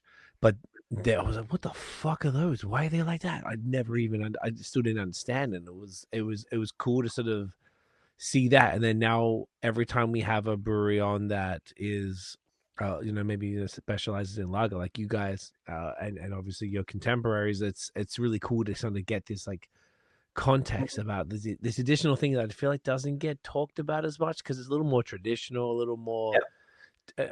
Before haze, wasn't as sexy because it's like, oh, it's just lagers. Everyone wants this hazy thing, and then everyone wants smoothies and pastry stouts and everything, right? Like, and now like Crispies are kind of they kind of have for a bit, but just like they're more prevalent. I think we were talking about it earlier that like brewers are just shoving it down their throats. Like that's what we want to drink, so that's what and we're going to do this, and we're going to do it right. And doing it good, and then the consumers get to learn about it more. And I feel like it's something that personally, and I could probably speak for my co-host Nate, that we don't know as much about in general. So thank you guys for explaining all of that. Like it's fascinating. The only downside for me is that I hear about it 4 beers deep, and like, and then the next part, I'm like, so what's that again? And like, I fucking remember anything. Yeah, it's like this beer. This was so good, boys. Like this K7S, the West Coast Pils. Like I feel like this was the quickest one. Obviously everything was phenomenal. I love all of these beers. That one just there's something about it. That dry hop is so money. It's on point. Honestly, Simcoe Mosaic or like that's I don't know. You can't go wrong. Like that is such like so fucking tasty, like, isn't it? Yeah, it's a cheat code. Like it's gonna be good, and you put like a bit of effort into the beer you're making with that dry hop, and it makes it that much better. Yeah, like no matter what beer you make with those 2 hops, it's probably gonna be good. You put a bit more care, you put a bit more thought, it'll just be that much better. Yeah. You've that one's money. It's really cool because even if you think about that, we just had 4 different lagers back to back, and they're all so extremely different. Yeah. And it's so nice, man. It's so nice. Fuck. On our limited system, like there's so much more we'd like to be able to do, but we're just not at that stage. And this is what we can do right now, and we're happy with it, but we'd like to do more. For sure. And we're learning and growing too. And like, I don't know, just like this week we listened to a podcast from the States with this brewery that's like messing around with pH and like getting all these crazy like expressions from their Franconian lagers. And like, I don't know, maybe that's something we can implement to like mess with Maillard reactions. Cause like, I don't know, their perspective was like raise the pH to these crazy high levels to get more Maillard reactions in their lagers. And my perspective was always kind of the opposite, where like we acidify all of our IPAs in like this beer and like a lot of our hoppy beers to, well, it does a few things, but like decrease the Maillard reactions happening in the kettle because we're an electric system. So like a steam is more like the temperature difference is a lot less from like the steam to the beer, as opposed to an electric system. You have like these coils in the kettle and the temperature difference there is like pretty extreme. So you're getting, It's really hot close to the element, but Down the colder further. yeah, so you're And getting, steam is a little more gentle. yeah. So you're getting Right. these more like intense like changes in temperature, which really drives Maillard reactions. It does some other things too. Like we're getting a lot of like protein denaturation and stuff that like maybe I wouldn't want, and like Helps with clarity. helps with clarity. Doesn't help with head retention. Exactly. Yeah. Like it's this balancing act. Yeah. Every system's different, but like I don't remember where I was going, but like pH plays such a huge role, and like maybe we can implement some of that. And like The way they're doing it is like their pH is higher than you would ever imagine, but it's creating this clear beer with like this nice complexity, like just things you wouldn't really think it would do, but it is. yeah, and like maybe that's something we can implement for Yeah. like, because we can't decoct, so maybe we can raise the pH of our wort a little bit and get like more Maillard reactions going on in the kettle, as opposed to like adding melanoid malt or something in the mash tun. And like maybe we can like fuck around with that a little bit. Yeah. I don't know. Typically As long as- with I don't know. Pretty much every week we have this like epiphany of like, oh, we should try this. what you and, do, like, blah blah blah. Yeah. Yeah. Because you're worried like too high of a pH, like you get too many tannins, and then it's gonna be too harsh. But then this one brewery's like, you don't get that. It's fine. It's like, well, is it? Do we know? Like, and then it's tough with us. Like, our pilot system typically is our system. So like, if we're gonna try something, we're committed. Like, can we play around with that kind of thing? Yeah. We can do small batch, but again, like, it's a homebrew system at that point. Yeah. And does that really relate to what we typically do? Kind of, sort of, sometimes. So yeah, it's just yeah, I don't know. our weekly We'll epiphanies of like, we should do this. Try one Should off we? Czech Should we lager not? and just like raise the pH and see what happens. Yeah. I don't know. Yeah. We'll see. I Maybe love it'll it. go down the drain, but But maybe it won't. maybe it won't. Maybe Maybe it it'll be the won't. best thing ever, and we can implement it in our, our Czech style pills. Yep. Yeah, It's such Check cool. portfolio. Yeah. Yeah, I mean, totally. The way Yeah. you guys just described that was so fire. Like, it's so nerdy science shit. And Yeah. and I mean that in the most amazing way. Like, that's what it is, though. But that's the secret to, like, that hunger for knowledge, to go and listen to a podcast where they talk about this stuff in extreme depth, Yeah. and then be able to, like, and then talk amongst yourself. Like, hey, maybe we could do this because we can't do this, and da da da. So, like, a lot of this stuff I've heard before. I don't really know the actual real life implications of everything that you're saying. I know Yeah. a lot of the words, sort of, but like, there's going to be a lot of people that are listening that are going to be like, yeah, totally, of course, yeah, you could. Blah, blah, blah. Like, I Yeah. just think it's like, it's so sick, and this is like, I'm glad to see you guys riff and just sort of like bounce off each other with like, how you. It shows your thinking behind the products, Yeah. and how serious you take it, and that you're listening to things like that, and then like being like, and then bring it, hey, bro, like, we could do this, maybe we could do, and just like trying to figure out the best way to do it based on the restrictions that you're working within, like the kind of Yeah. like the box. Yeah. And it's almost like that box is the best case scenario, because sometimes if you could do anything, it might not be the same. But if Yeah. you've got this restriction, you are forced to work within those parameters, and that allows a level of creativity that wouldn't have been generated otherwise. For sure. I think that's, I don't know, it's been the most fun challenge of Cold Bear is like, we have this system where how we're going to use it to get what we want out of it. And then also implementing like local ingredients, like how are we going to use those to get the expressions that we want? How are we going to fuck with our pH, like temperatures, like there's all sorts of like little things that you can like mess with to get, use a different process to get to the same end result. And I don't know, it's been the most fun thing, I think. Yeah, there's so many times where like I'll listen to something or read something and I'll come into work and it's like, hey man, nothing matters. Let's just go. Or like everything matters. It's just like mind-boggling. Like, oh, this person's doing the complete opposite thing and getting to the same result. Like, how is that possible? Like, you have these assumptions of like something like pH, and you're like, you go over this, and your beer is going to taste like shit. Well, you have this chart, and it's like brewing occurs during this range, and then someone's like, no, it doesn't. I'm in this range, and it's working fine, and this happened. Oh and you're my like, God, that's what? crazy. Why? Like, so there's often that, and we're just like, what matters? Does nothing matter? Does everything matter? Like, it is nice that like there's only like beer's got so many parameters to play with, but with our system, it limits us to thousands instead of hundreds of thousands. Like, it reduces it a bit, not enough to like really hone in, but like it gives us a ballpark of like, okay, we can play around with this. This much stuff is beyond our and then the new crop year of hops comes and it's like, completely different.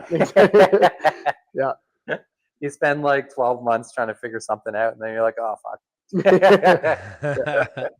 But it's fun. Like, that's what we enjoy. Like, I think like we're both problem solvers. Like, we both went for like bachelors of science. Like, we enjoy the struggle, we enjoy the challenge, masochist, and that's what this is.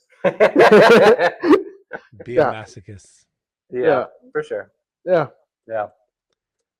I got so many different ideas for the name of this podcast and so many different quotes. Normally, I'm really bad at it when Nate's not here. Like, I'm really bad because I'm just in the zone. We're talking, but I've always got to try and like note down timestamps and names, and even just right then, you guys have been on multiple like back and forth like kind of rants that are just like money for the clip. So like, this is going to be fun. I have to review a lot of stuff to see which one is the most fire for this. Appreciate it. I love everything that you just said. Then, that's fine. I don't even though it's a perfect summary of kind of like the beauty and the struggle of the science and the art of creating craft beer is what you guys just described right then. And the power of having like a thought partner. You got like someone like yourself, Hugh, who's like owner, you're starting this thing you've always wanted to do, and then you bring in someone like Nate who's experienced and he's done his thing, and then you guys just get along, and then you guys can bounce ideas off each other, and there's no wrong answer, and you're like, but what about this? And you're like, but then what about this? And you're just trying to figure it out, and hearing you guys just express that is as someone on the outside of all of it is very cool to see. And I think it's really like that's like a fantastic example of like the fuck craft beer is, man. Like for sure. It's just people getting together and like tasting beer, trying to figure it out and like having fun. I mean, like, do it the best you can too. Like, make the best product that you can, because that's what you guys are talking about. You're not just like trying to put out a product. You're trying to put out the best product. You're trying to put out the product, not a product. It's chasing like this idea that you have in your mind of perfection that just like, but it's perfection to us. It's not even like it's completely subjective. Like, it's like what I want, it's what you want. It's not necessarily what's the best. It's just like, and there's often like he was like, I got this idea, and I go, that's dumb. This is my idea. And then he'll go, yeah, that's cool. That sucks. You don't control this place. I'm doing it my way. And then sometimes I'll say something and he enjoys it. Like, it's like we're always playing off of each other. For sure. Sometimes it takes a couple hours and we'll come back and it's like, you know what? You're right. Or you were right. Yeah. And we'll do it this way. Let's think of it this way. It's like constant dialogue, constant figuring out. This place was so lonely until Nate got here. Like, I just be in my head like, what if we did this? What if we did that? Now I can just like offload it on Nate. Be like, here's all my thoughts. And Nate does the same thing. And just, I don't know. Yeah. I don't want to get too sappy, but it's clear that you guys have like a fantastic. It's a good dynamic. Yeah. It's very clear. You guys have made this very abundantly clear through the whole time. It's like the bouncing off each other and just trying to figure shit out is like, it's really nice to see, because it's like, I imagine there's probably some brewers who don't have a Nate, who like want a Nate and be like, fuck, I need that. I need that cat that like, you know, that we could work together and just figure this shit out. And like, obviously, Nate, you're not scared to challenge Hugh's ideas. No. No, but No, he's going to tell no. you to go fuck yourself. But then maybe an hour later, he's going to be like, "Oh Yeah. yeah, come But on." we're in, yeah, and that's Yeah. honestly what happens. But we have that kind of like working relationship where like we'll call each other out on like, yeah, I don't think that works, or like you're doing this wrong, or like whatever it is. But like it's like a mutual respect kind of thing where we're trying to make like The the end call goal out isn't a diss. The call out is almost like a challenge because they know you both know that each other is up to Yeah. the Yeah. task. Both of our end goal is the same. Mhm. It's just to like Yeah. create the absolute best beer with like whatever we're doing. It's just like Right. make it the absolute best. Yeah. And So like there's nothing whether that's personal. something as No. nitpicky as like you coiled this hose counterclockwise instead of clockwise, or like you know. Oh, But it's that's just like fucking we're hilarious. both like at the end of the day, I think we're both proud of like how the brewery looks, the product we've put out, For sure. the community we've built. We're just happy with it. Yeah. So, and I have no stake in the company, but I still feel like it matters. Yeah, So yeah, so for I'll sure. put that in, right? Like, but that's part of like 100%. the community around it and stuff. Yeah. So Yeah, the Yep. buy-in, which is Exactly. like very rare from a team member that like who doesn't have an ownership stake, that not everyone is like bought in like that. And when someone buys in, it's like, fuck, okay, let's go. Yeah. Yeah. You're in But this. that's also like what Hugh and the other owners have built, right? Like that doesn't just happen like that. It's on cans, like crafting community, like that's what we're doing. Yeah, We're okay. We try to live it. with our patrons, community. with our workers. Yeah. Crafting communities on the can. Yeah, that's Yeah. our like slogan, I guess. Okay. What we try to do. It's on. Yeah, I think Oh, it's yeah, on it the is. Oh, majority. crafting community. Yeah. Crafting community. Yeah. Yeah. Yeah. I like Yeah. that. And that as a potential episode name, we've got like about fucking 10 now. Okay, let's go. I Yeah. like that. Yeah.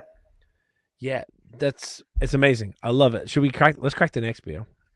Sure. Yeah, let's crack the next one. Do you need a pee break? Do you need a pee break? No. Yeah, it'd be appreciated. I think Nate's. Quick little pee break. Now we broke the seal, so it's fine. Yeah, we can take a pee break and then we'll go next one. Yeah. let's do that. People All right. don't even notice. They don't notice. We're good. All right, we'll be back. And we are back, and it is time for some West Coast. Or West Coast. Where did this name come from? Well, so this beer was originally a collaboration with Brew Culture, RIP.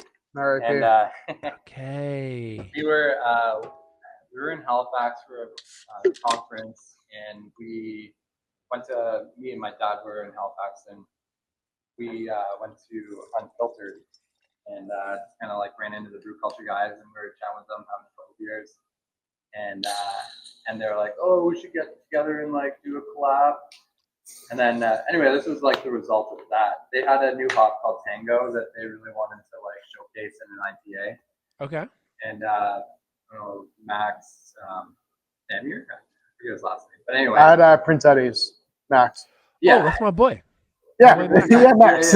Yeah. When he was still at Brew Culture. yeah, he used to be a Brew Culture, and like we hit it off, and like we came up with the love idea Max. to brew this beer. Came up with the name and stuff. He came out, slept in his truck, and like we brewed this beer, and yeah, really nice. But yeah, it's essentially a West Coast IPA brewed with German hops. So the idea with this beer was to brew like a new school West Coast IPA. Like typically we're brewing like a new school West Coast. So we're not using like any like darker malts in it. It's just like, I think this one's all Pilsner, maybe a little bit of wheat, and this is fermented with lager yeast. Yeah. So Okay. Very new school. very new school. Doesn't get And more then, new school than that. Yeah, just this one's Saphir. Unfortunately, Tango, like that was a pretty cool hop, but I can't get it now that the culture's gone. Oh no. So we use Saphir, Ariana, and Mandarina Bavaria in this one. Here for it. And this one, the last couple of years has been like we get like one bag of Saphir, and then use a little bit in the Leicht Beer, that we tasted before, and then use the rest in this beer here. Mate, I love it. Gentlemen, get some Westies Cheers. in you. Cheers. Cheers. Glorious. Ain't Westies the best? They're Westies so are the good. best. Yeah. Oh man, this is fire. Ariana Sophia and Mandarina. So it's like nice little bunch of citrus in there. What does Ariana Sophia deliver? I can't remember. They're like citrus berry. That's some shit. Whatever. Actually, the Ariana was originally like, I think it was a Tooth and Nail and Collective Arts collab. Like 8 years ago, 7 years ago, or something. A long time ago. They had Brew Culture was like debuting, like maybe it was a Bartholomew product or something. It was like a wet hop, like a fresh hop product. So like they would take the cones off the vine. I don't know what they would do to it, but it was like a fresh hop version of beer. So they used Ariana in it, and I fucking loved it. It was a pale ale with Ariana, and I was like, this hop is Slaps. killer. So then we used it in this beer with Tango originally. Okay. And yeah, I don't know. I really like the hop, but it's very like citrus berry. Citrus berry is a great way to describe it. Yeah. It's the clarity is phenomenal. It's so crisp, so smooth. Yeah. Dank citrus, pithy grapefruit, the berry. Yeah. A little bit of pine resin, but not too much. Very new school style as far as like, no caramel malts or anything like that. Yeah. Like it's really that kind of almost like a ramped up dry hop lager or West Coast Pilsner, actually. Yeah. Yeah. I don't know. I've always been a proponent of like this new school West Coast IPA thing, and like, I don't know, something about like lager yeast and an IPA is just like so awesome. Well, you just let the hops are showcasing. Yeah, it just it just like takes away like all the fermentation character and just like these are the hops. This is what hops taste like, and it's just like so nice. Just peels away like the fruity like estery thing that you get from like a foggy London or something. Or London Fog, sorry. London Ale 3. All the same, not the same. Yeah. Yeah. But where was I going with this?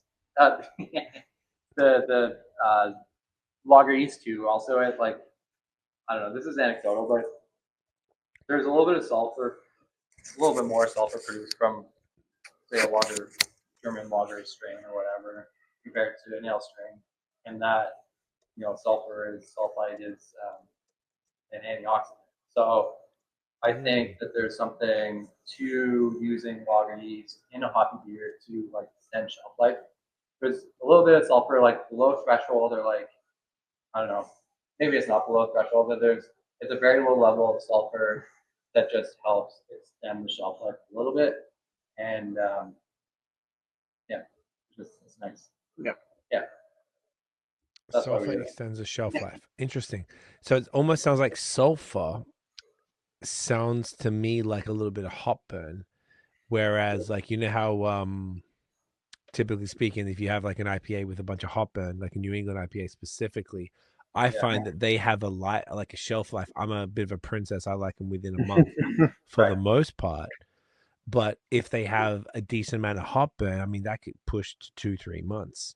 For sure. I mean, it's a similar thing, right? So sulfites and tannins. So like hop burn is created by polyphenols, and those are antioxidants. So they do the same thing where they essentially just like absorb oxygen.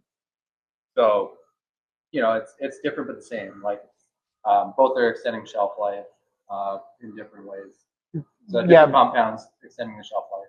Oxygen wants to bind to both of those first, which prevents the oxidation notes that you typically get. Yeah. From that, right? Yeah. Quick side note. Yeah. I think I just noticed, Hugh, your mic doesn't have a green light on it, and I feel like you've been a bit quieter since we came back from the pee break. Is it just off? I had a lot of important things to say. Oh no, it's okay. I can still hear you, but I was like, No, stop it. It's green now. There you go. Can you hear me? Is Yeah, that better? that's better. That's better. Perfect. It wasn't Oh, like off now. that much different, but now we're blessed. Probably dead.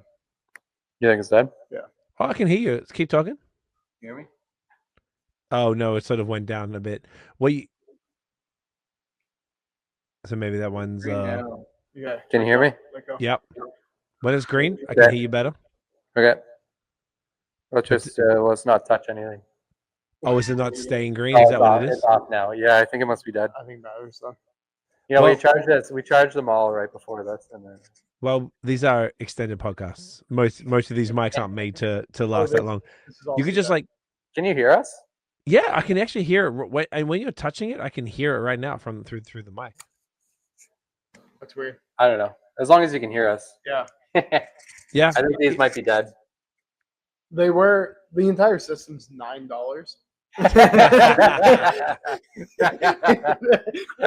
Well, respect to $9 because it lasted Yeah. 2 hours and 45 Oh yeah, minutes. it's they're dying. Yeah. Yeah. Here, I'll The- charge this one, just in case. As long as you can hear us. No, it's not. That's why I didn't mention. I was like, oh, you kind of sound a little bit different than I just noticed. The green light wasn't on the mic, but it's really not that serious at all. Okay.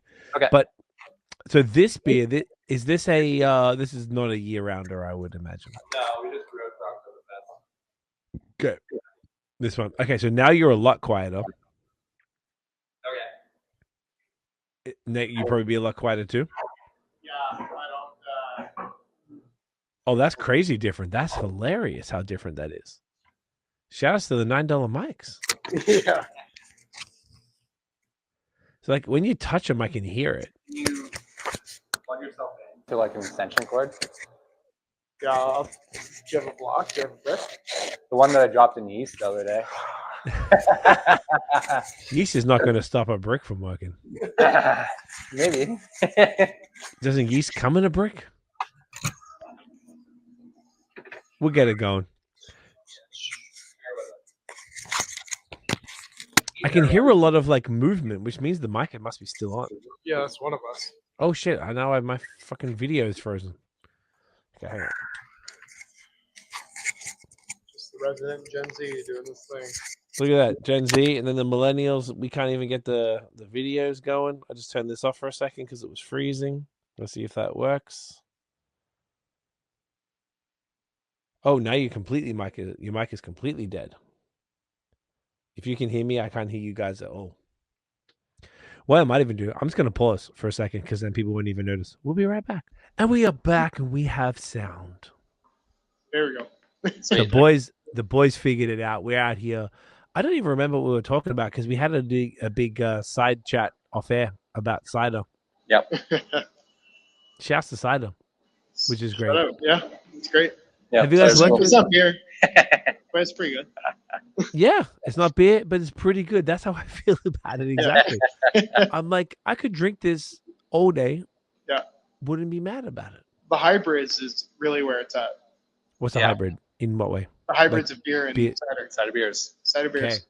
Yeah. Anything? Have you guys done anything like that, or is there anything that stands out that you We've wanna- done one. Yeah, we did one cider beer once, and it was like 4 kegs. It was very small. Yeah, very small. It was my uncle's orchard, and he had like this extra cider, and he's like, "Do you want this?" And I said, "Yeah." Yeah, I And we do. made a beer with it, but not really. I mean, We like. it turned out really, really well. And we have a lot of like cider drinkers here, a lot of drinkers that don't drink beer, and they Okay. want like cider, like an alternative to beer, and that's like a cool alternative. I don't know that that's something we'll typically offer, but it's like a cool thing. Yeah. I think once we like get in our flow, we're doing our lager thing that we want. That's definitely an option that we can play around a little more, but it's just again not a priority. Yeah, at and the like moment. I don't know, back in the day, like originally it was like I don't know, rural location was kind of what I had wanted, but like financially that's kind of restrictive. So I had Okay. thought about like getting a wine license and a beer license and like being able to ferment like fruits and like stuff to make like fruit beer hybrids and stuff. But I don't know. We found ourselves in a little niche of like lager that I'm happy with, and like I don't know, the fruit beer side of things is like cool thing that we can mess around with, but it just kind of, To limited capacity. yeah, right now it takes away a little bit. Like all of our focus is more so on like hoppy lager, and I don't know, fruit beers are kind of like off to the side. Twice a year, usually we're releasing like a fruit beer, like a sour or something with some fruit in it. But it's kind of like a small portion of things. For sure. We need something in the tap room for the people that want like a fruited sour or something. What do you do for them then, generally speaking? A little bit of everything. Like this past year, we did. Well, it was Nate's kind of brainchild. It was a lemon lavender beer with butterfly pea flower, so it was Nice. purple. Nice and blue. And, Purple, Yeah, like super subtle, like subtle, floral. So it's just a kettle sour, just a normal like sour fermentation, like pretty like clean, just by itself, and then go into bright tank and we recirculate it on lemon zest and lavender. And then once we got the flavor we wanted, we do pea flower, get the color. Yeah. And Good to go. That was a fun experiment because I got to see Nate like shit his pants for a little bit because he was like this is his little baby, and then we got it to this is my tank. first time like 100% giving something. Like I've always given ideas here and there where it's like, no, we'll do this. So I'm like 10%, 20% part of a recipe, but this one was like, other than like the base where it's like, okay, we're doing a kettle sour, that's the same as the rest. It was 100% me. Yeah, he's like, I have this really tasty lemon lavender square. Let's make a beer that tastes like this. Yeah, and the color but was it tasted really nice. But then we got it. Yeah, we started recirculating on butterfly pea flower, and it just like the color was gray. It was like mop bucket water gray. Like it looked horrible. And Nate was kind of like, and I was like, it just needs more time. Relax. I was pretty worried. We were like a little shy on the dosage, which like we fixed the second time around, and we gave a little more pea flower for the volume, and it became purple quicker. But yeah, I was pretty worried for the start. But yeah, it really turned out. People loved it. Yeah, it's really nice. Locally, like Kitchissippi Brewing ended up like picking it up. Yeah. And they went through like a decent volume as well. So like people liked it. It's one of those beers like people see you walking around with a purple beer and they're like, oh, what's that? What's that purple beer? I'll have that. That looks tasty. Yeah. And like it works well at festivals and stuff. Yeah. Oh yeah, you dominated festivals with that. Yeah. And it's not purple beer where it's like, oh, we're just throwing shit into the sour. Like we're not throwing like colors and stuff. Like we tried to like build it up as naturally and as thoughtful as we could. Yeah. And it turned out well. Yeah.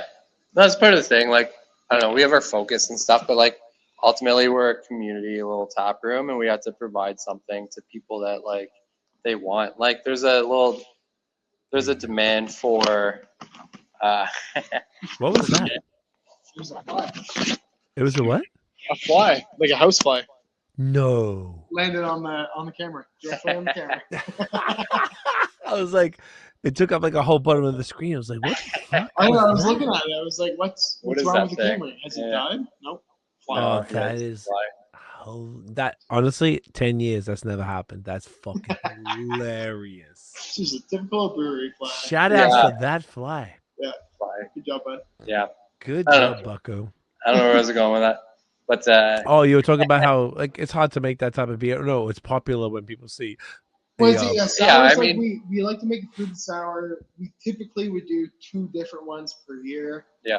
But our focus, typically, like now, is our lager and IPA. But like we need to have like a breadth of styles for people to like come into the tap room and try. So like we have an ordinary bitter, we have a like fruited sours in the summer or whatever, and like we need like a range of beers because we're the brewery in town. You know, we're more than just like a brewery. We're like a little community hub, so we need to have like a breadth of offerings. Yeah. Make sure everyone's taken care of. Yeah. Keep it interesting at all times. Make sure there's a reason for everybody to come back. For sure. Yeah. Yeah. Like I wouldn't say that like sours are like personally they're not like my thing, but like people want them. So like we're gonna give them. Yeah. Yeah. And I do love the smoothie sours. I'll just go somewhere else. It's okay if we don't make them. Yeah. I'm in Montreal 4 times during the summer. I got places to go. Yeah. We You don't can, have you to make can, them. you can scratch that itch. Exactly. Yeah. That's That's awesome. not what we do, and that's okay. Yeah. It's better to stick to that. Better to stick to your guns and do the shit that you do, which is incredible crispies, obviously Westies. And I kind of feel like this might be a nice little segue To the hazy. to the haze. I To the think this haze. might be the first haze that I've had from you guys, because the other beers we had Yep. were not particularly like the XPA, and the rest were crispy or crispy adjacent. Yeah. Yep. So typically we have our 4 core, and we have 2 series that are more constant, I guess. Yeah, there are IPA series. So we have like our New England IPA series, which is called Pop on Hops. And Okay. then we have our West Coast IPA series called Golden Bear. So we try to have like a West Coast IPA and then a hazy IPA and like balance the 2 of them. That's So we always have like some IPA on tap usually. And either it's a West Coast or a hazy. Yeah, our flagship, like the P word. Vermont. P word, yeah. yeah. The P words in that. Our flagship Vermont like pale ale kind of fills that void in between those times. Like if we do get caught up and we have a few lagers in the tank, the East Coast or the West Coast IPA might lag a little bit in terms of like releases. So you might go 2 weeks without one or the other. Yeah. We do our best to try to get those one or the other at all times. That makes complete sense. So this one now, by the way, just to really like break this down. So this has got Quebec Hydra, Peacharine, Moteca Hopkeef. Yeah. You know, yep. Yeah. So again, like with our hazies and stuff, we like to incorporate like a little bit of like local something into it. And we had never used Hydra before, and thought we'd give it a whirl. And then Peacharine's like the supporting hop in this to kind of like boost things. And Moteca, like Hydra has like this like lime quality to it, and like Moteca obviously has like that lime zest kind of thing going on too. So we kind of like paired the 2 of those together, and then Peacharine kind of like boosts that a little bit. And then Moteca Hopkeef. Just kind of like cherry on top, like boosts everything up a little more. Yeah, like the Hopkeef kind of gives it some like top notes that you wouldn't otherwise have. Which is that lime and stuff like that, right? That typically comes. Yeah, for sure. And I get it. Like I describe it like I love to burp and like smell my beer after, and it's just like a hazy IPA that's like super saturated, and you like belch out your nose, and it smells so nice. Isn't it good? Like the Hopkeef, like the flowable is like really like add that like belchy like yumminess that I like. Belchy yumminess, eh? Yeah. I'm gonna write that down. The technical term would be retronasal. No, belchy yumminess is better. Retro nasal, but the Valley would say Belchy yumminess. Yeah. Exactly. We're not too Belchy fancy yumminess. down here. You don't have to get too fancy. Okay, that is amazing. This is looking pretty murky. This head is fucking bonkers. I'm just doing that slow pour with the to get all that yeast in. Oh yeah, you little fucking look at that head. It's meringue. That is meringue, my guy. Let's go. I can't see it. I'm gonna show it on the camera in just a sec. Yeah, let's go. Woo! I love smelling the can. Okay, look at that. All right. Oh yeah, look at that. Cheers.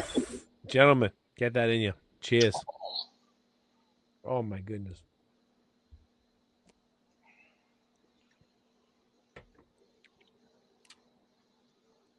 Fuck yes.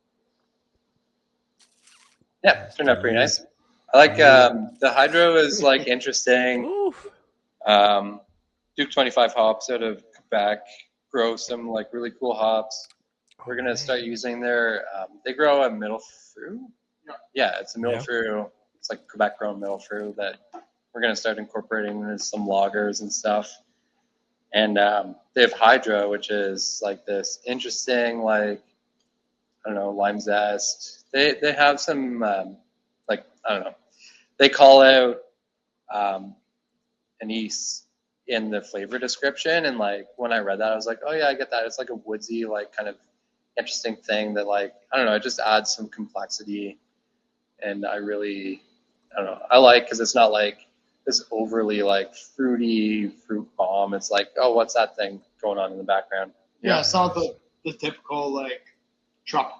Yeah, like anise. You're thinking a little harder. You're like, what is that? Yeah, you wouldn't expect anise in a hazy IPA, and like it's not anise, but it's like you can pick that out and be like, oh, that's like a little bit complex, you know.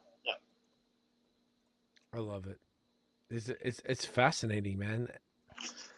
It's the like okay, so what would you say is the dominant hop here? Do you think that it's do you think the Hydra kind of pops through mostly, or is it I think this beer in particular was like equal parts Hydra and Moteca.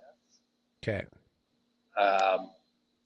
And then Peacharine supporting. So it's like I don't know, equal parts like Hydra and Moteca. Okay, that's the main thing that's coming through. Yeah. And at 6.2, Yeah. which is a great zone. I always like between 6 and 6.7 is personally my money zone for haze. Yeah. Don't know why. Obviously, doubles are more saturated and more intense, but you know you can drink more of the low ABV. You can just kind of like shove more stuff into like a higher ABV beer. Yeah, I guess so, right? And you can turn it out, whatever. But all these flavor compounds are like oils, so like they'll absorb into alcohol better. You know, so like a 7, 8, 10% IPA is going to absorb those hop oils better. yeah. It's a little more of like a balancing act at this ABV. Like the alcohol's not there to suck up all those aromatics and those like essential oils. You got to balance that sweetness a little more and just like find that sweet spot. Yeah, that's a good point. Like, because the larger bodied beers can sort of handle a little bit more. You're able to kind of throw more at it. For sure, yeah. You can try hop and just shove more shit in there. Yeah. And look, not to say that those are particularly easy to make or anything, but there's something about like I don't know. I love a good 8%, but there's you can have some volume. Like Nate, once again, my co-host Nate loves a fucking double IPA. Me, right now I have a fridge full of doubles. I'm like just dreading them dying because it just happened on a trip and you end up with more than anticipated. I'm like, oh, I just don't want that many doubles. Where's the time and place? Like, I still remember. Place. Yeah. I had a fridge full of doubles, and I had one night I was like going out with the boys, we drink all these doubles, and I still remember that hangover. It was like a few years ago. Remembers the hangover. Yeah. Yeah, that's a serious hangover if you're drinking a whole bunch of doubles, even if you're splitting them with your mates. Yeah, but they taste so good. Like there's a time and a place. There's a time and a place for everything, but it's like, when am I going to be like sitting at home like, oh, I've got like one beer, like what am I going to drink? It's not going to be the double IPA. Well, if you're drinking one, this is what I always thought was interesting. So are you guys volume guys or few like less? It really it depends on the day and the situation. Yeah. Okay. Like, what I gotta do and like I prefer low ABV beers and having more of them. Yeah. Okay. Same with you, Nate? I don't mind. It depends. Like it's during the summer. Like I'm pretty busy. Like I gotta get to work every day. Playing rugby. You gotta get to work every day in the fall and winter. Too. Yeah, but like and the spring. During the summer, like I'm playing rugby and stuff, and it's just like I can go to work hungover, but practice hungover sucks.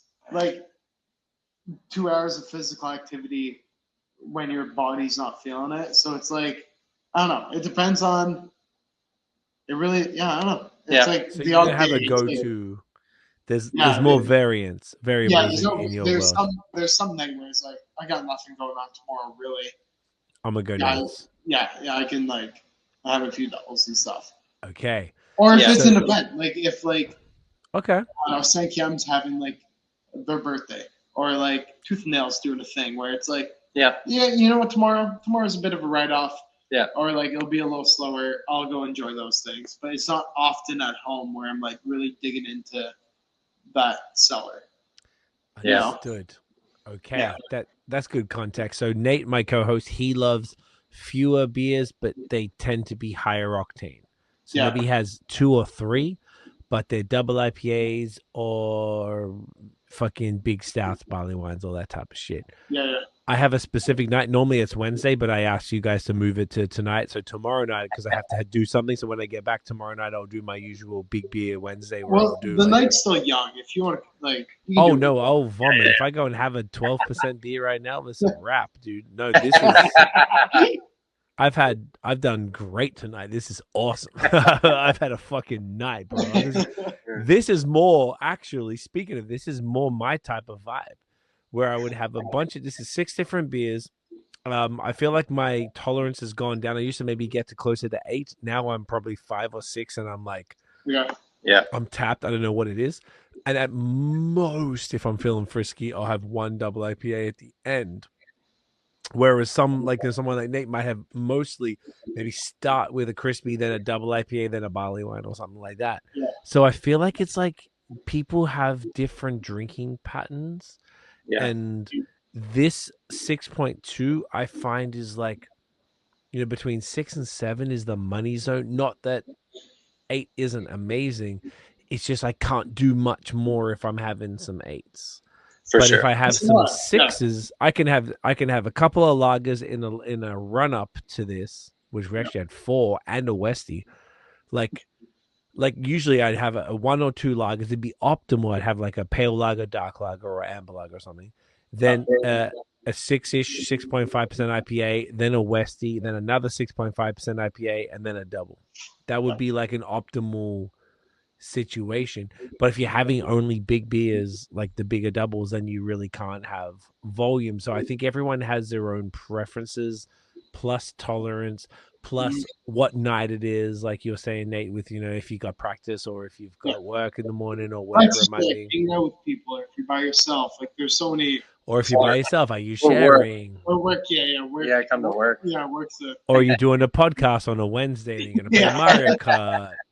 Now you're going to hit some doubles after this. Who knows? If you're splitting them, it's a different conversation. As soon as you start splitting shit, you kind of lose track of what you're drinking, and then it's a fucking no man's land. Kind of hits you, and you're like, uh-oh. Yeah. Yeah, anytime you're sharing stuff, I don't know. I find it's like if it's just me drinking, I'm not sharing with anybody. I'm able to control it pretty good. You're So more you start- aware, you're more like conscious of what you're doing versus like just And you know vibing what- with a couple buddies and you're spreading, like you're sharing bottles. You're like, uh-oh. unless you plan for it. Yeah. Yeah, I went to a share. I went to one share in like 2020, and I wasn't adequately prepared. We did a 13 Oof. 13 different guz blind tasting with 4 of us. And the gentleman who hosted gave us some food. Yeah. It wasn't enough. Then after that, it became a normal share with, you name it, stouts. The very first beer when I walked in was an 18% Mikkeller beer, and I was like, oh, and I hadn't had anything to eat at that time. I don't think I've ever vomited that hard in my life. Like, I woke my girlfriend up, like, what the fuck is happening? So then I did a share about a month and a half, 2 months ago in Counterpart with a bunch of how was that? Amazing, because I Awesome. ate. I didn't eat before. I went there. Their food program's awesome. Their like, food is amazing. Their So food's amazing. Yeah. and that made all the difference. And all of the people were so incredibly, like, Greg was like, don't bring anything. So I bring like one thing, and everybody else brought a bunch of stuff. And I was like, fuck, at least I brought one thing. At least it was decent. Everyone was kind of like fighting for their beer to be opened. Showcase. Yeah. And I was like, I still needed more afterwards. I'm like, I felt great. It was fair. It was high level stuff, and then they had, because every single beer was a new glass. It was nothing just washed out or whatever, or just poured in. He would take it away because we were at the brewery, and then bring it back and put it in. And that was like, oh, this is how it's done. Everything was very slow. It wasn't rushed, and you were having, and there was, I think, 8 people. So you, like, if you had 1 can of Treehouse, you're having an eighth of a can of that double IPA. So it was very low. But then if you had a 15% stout, you're having a little bit. And I was just like, this is nice. This is a nice way to do it. And I think it's just got about eating, and like, I'm way too old to be vomiting after drinking. So that preparation and eating was really nice, and that was a great way to share beer. And I thought that was really cool. So that's the type of thing I'd be interested in doing much more often. Whereas, so like if I'm at home just on a casual night or whatever, it's my girlfriend and I or whatever, this is exactly what I'm stoked to have this, because I have a second can. Thank you guys. I'm stoked to have this, on a, just slide this into my little mix on the casual drinking night. And I just feel like this is great because it's got the goat Peacharine in it, along with some other phenomenal hops, and it's it's big and bright, and it's so much flavor. The body is phenomenal. 6.2, incredible, so bright, tropical. Like, this might be the first time because this is like a series. This is the first and I guess only time you've done this particular one. This is number 13 of the. This is the 13th. Yeah, the only time we've ever used Hydra. The only time we've ever brewed this beer, and the only time we ever will. And the only time you ever will. I love that. That makes it much more special when you're drinking it. Yeah. I'm kind of feeling that, like, now the more I'm drinking and the more we're talking, that Peacharine is like, am I tripping balls, or is that Peacharine just like punching through? Oh, maybe. It's like hanging out in the background, just like, hey, stone fruit. Yeah. Boom. Just. It's pushing through. It's I don't know. Like, it's a hop I think we're gonna continue to use. It might never be like the star, but it's it'll probably be there. Yeah. Just always hanging out. Yeah.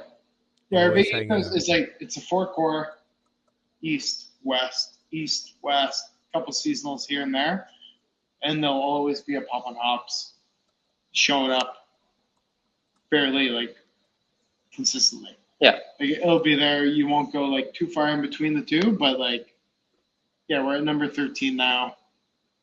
14 will probably come out within 2 months minimum. Okay. Maybe sooner. Like, that's just yeah. It's like every other month or something. Yeah. I didn't want to talk about oats. We've been talking about hops all the time. As I mentioned before, grains are kind of like less sexy. Like, hops kind of take the forefront sometimes, but like, that's true. I want to be the spokesperson for grains, and I don't know. Like, everybody uses like whatever oats, like flaked oats from OIO, or like malted oats from Prairie Malt, or whatever, like whatever oats you use. But like, I think there's a lot that can be done with oats, especially because there's like a lot of like heritage oat varieties that like are super underutilized. And this is whatever, like OIO flaked oats, which is fine. But like, I think there's a lot that can be done with using local oat varieties. Well, what are you going to say? The fact that like everyone uses barley and the amount of like different types of barley, where it's like, yeah, there's 2-row, there's 6-row. There's different malting processes. Yeah, there's like a huge amount of different like fucking oats. Barley variety. Well, there's so many barley varieties. There's so many like corn varieties. There's so many like different intricacies you can get, and everyone like with hazy IPA, you're like, man, these are the hops that are in this hazy IPA, and that's cool. But like, oats. What's the grain? What grains are you using? Like, that contributes a lot to this beer, and like, I don't know, like, we're trying to get like some oats malted locally that are like different, so that like that'll contribute like a different character to the beer, whether that's like a higher oil content, maybe that's more mouthfeel, different contributions of the oats. So I think there's a lot that can be done with grain. That's all I wanted to say. Use your grain. Great point. Use Shasta your grain. Yeah, Chester grain. Yeah, Shasta it's grain. local wheat in this beer too, and same thing with wheat, same thing with corn, whatever grain you're using. There's all sorts of different varieties, and like I don't know, everyone's just using one variety. Like branch out, try something different. We bounce between like malted wheat and raw wheat, and then different ratios between oats and barley and whatever else. Like there's so many variables that will contribute to your hop load. Like hops are great, but like the backbone and the structure and like it's got to be there. Like your hops can't shine if the base isn't adequate. Yeah. You gotta use your base down. Yeah. Oats grain. Base. And you can still play with it. Yeah. Like even if it's good, like it could be better. Yeah. I mean that's the whole point of this, like the Pop on Hops series is like it's not to make the best. This isn't like the best IPA we could possibly make, but it's like we wanted to trial something new, which was in this case Hydra, and just like chuck it in a hazy IPA, see what happens. So like that's why we have this like IPA series. It's just like try something new and see what happens. And whether that's like the hops or like messing with your grain or like a different yeast, or whatever you're doing, just like I don't know. That's the point. That's the point of this series is to like try something new and like see how it tastes. Yeah, play around with it with intention. Like see what we like beforehand, build off of that.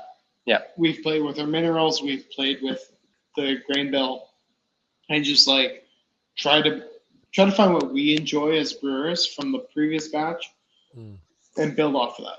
Yeah. And like we're pretty early on this whole like journey. Like every day we're finding like new little like levers to like yank on. There's like thousands of little levers, and you're like, what if I just pull on this little lever here and see what happens? Yeah. I don't know. One-offs make it fun. Exactly. It's easier to like brew one off and just be like, what happens if I do this? And like, go taste this beer. What do you think? Yeah. And then we can incorporate that into like different beers. Like you look at Badlands and like they're doing some like seasonals, but they're doing a lot of one-offs, and it's like even their seasonals are like slightly different. Like they're still playing around. They're still trying to figure out what's happening. Like you're just trying to, you know what you like. You try to play off of that and see where it goes. Move on. Yeah, everyone's messing around all the time. Like if you're not messing around, what are you doing? Like your core brands are going to be different. They're going to evolve. Yeah. Your customers are evolving, and so should your beer. Yeah. We're not committing to these like, oh, we have 8 flagships and one of our flagships is released between these 2 months. Like we're playing around with it. We're evolving. We're trying to learn. We're trying to make it better. Yeah. Yeah. Yeah. That's it. Not messing around. What are you doing? That's right. That's beautiful. That's such a quote, boys. I love that. I think that's it.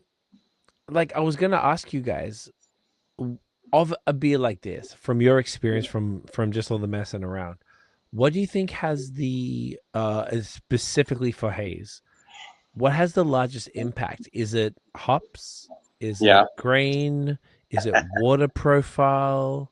Like what would you say? I don't know why, because as you were talking about it, I'd never asked anyone this before, particularly like any like the haze focused brewers, because I kind of feel like that's a question for every single one of them.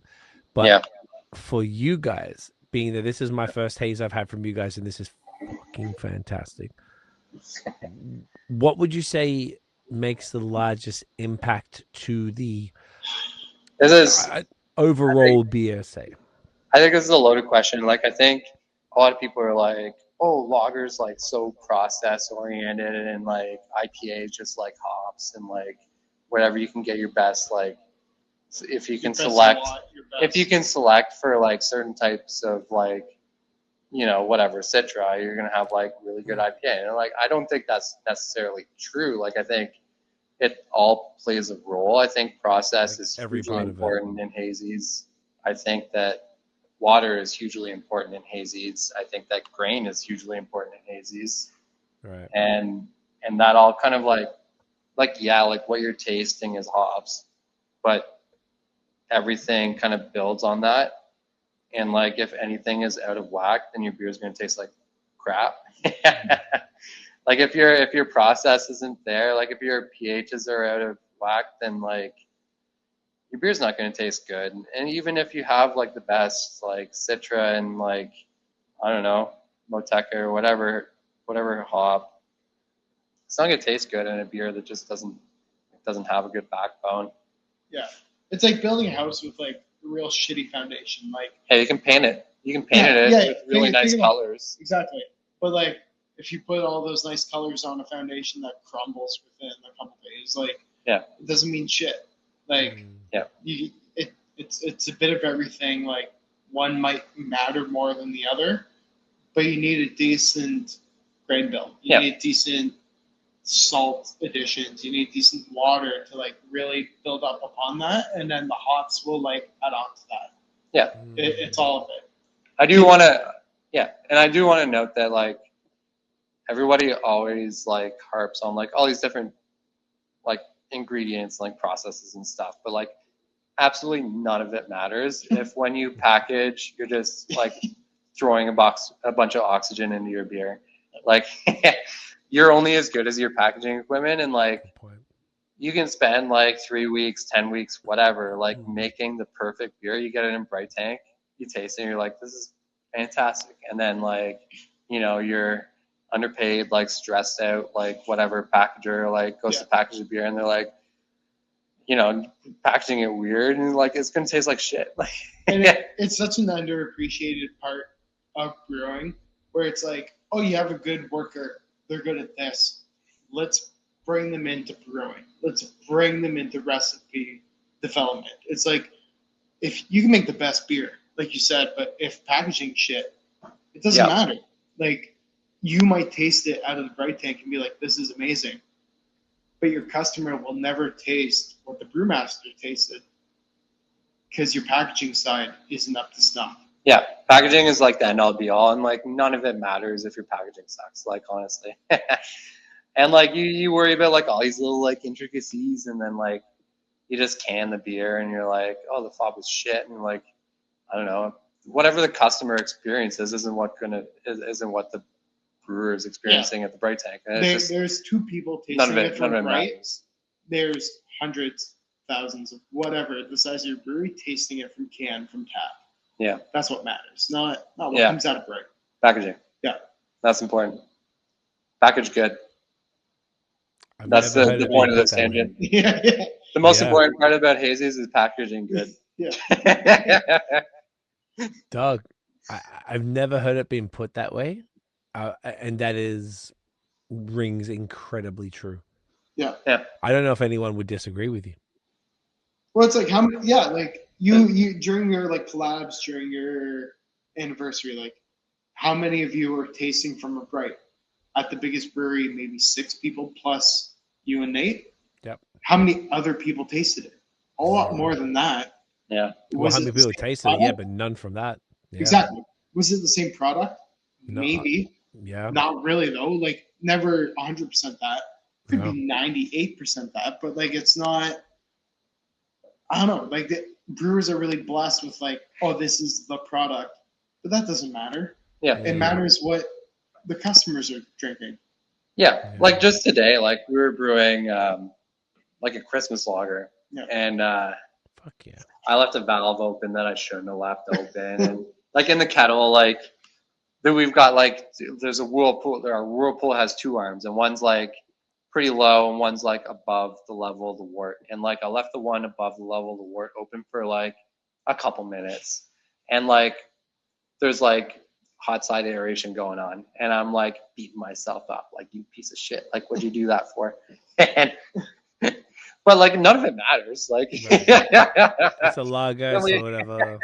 Well, and then the when we consumer doesn't know that specific mistake you made, but you know. Yeah, and then like that's what matters. That's what matters. Yeah, but then like when we package it, like that like minuscule amount of oxygen that we introduce like in the kettle is like so small impacts compared the to final like product what so we're much introducing less at than, like, packaging. yeah, if the fog is slightly less than what it could be. Or even if it is what it could be, like it's just such a small piece of the puzzle. Like there's so much more that can be gained from like just packaging. Let's just focus on packaging. Like where's your oxygen coming from? It's packaging. Like focus on that, and your beer will be so much better. Yeah.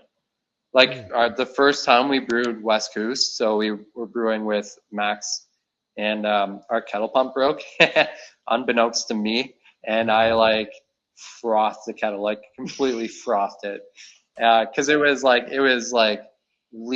leaking, but it wasn't leaking because it was on, so it was sucking air into the kettle, and just completely frothed the kettle, and like beer turned out great.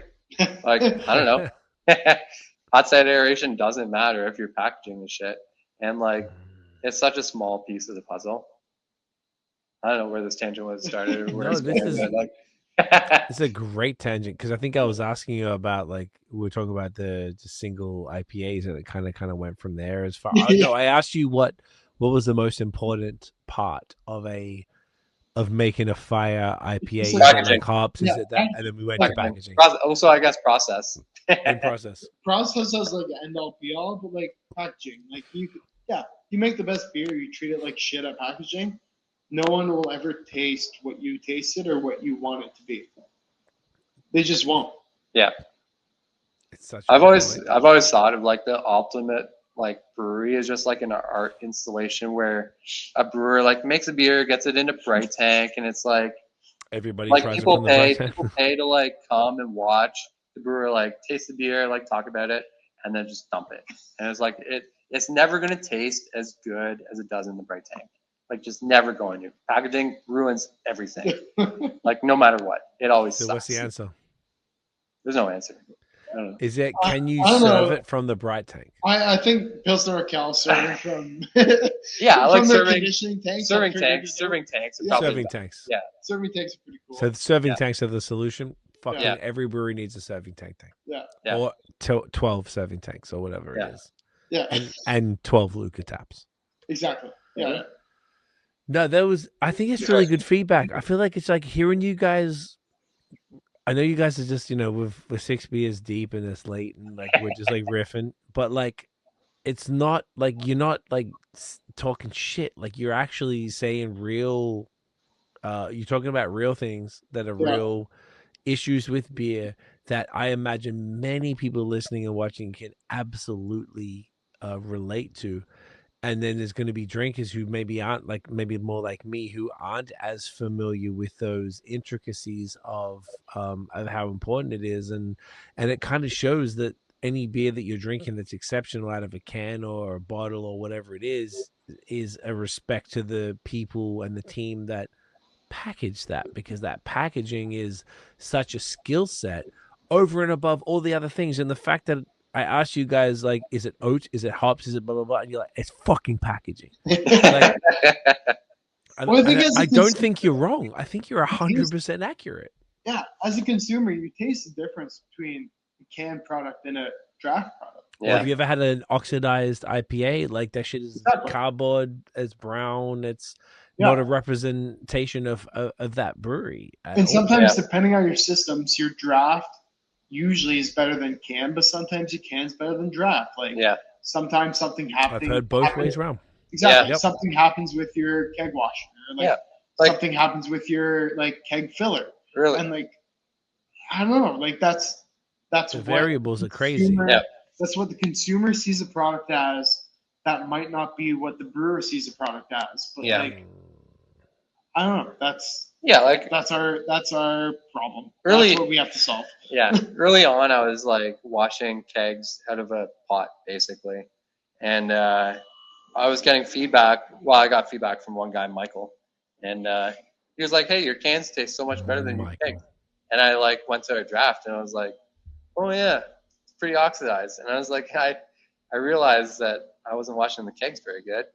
And since then we got like a real keg washer, but like I don't know, it's like the nuances seem crazy. Yeah, as soon as like I was not the kegs were underwashed or anything, but like they just weren't purged enough, and like our canning line like worked better than our canning line. And right now our kegging line works better than our canning line.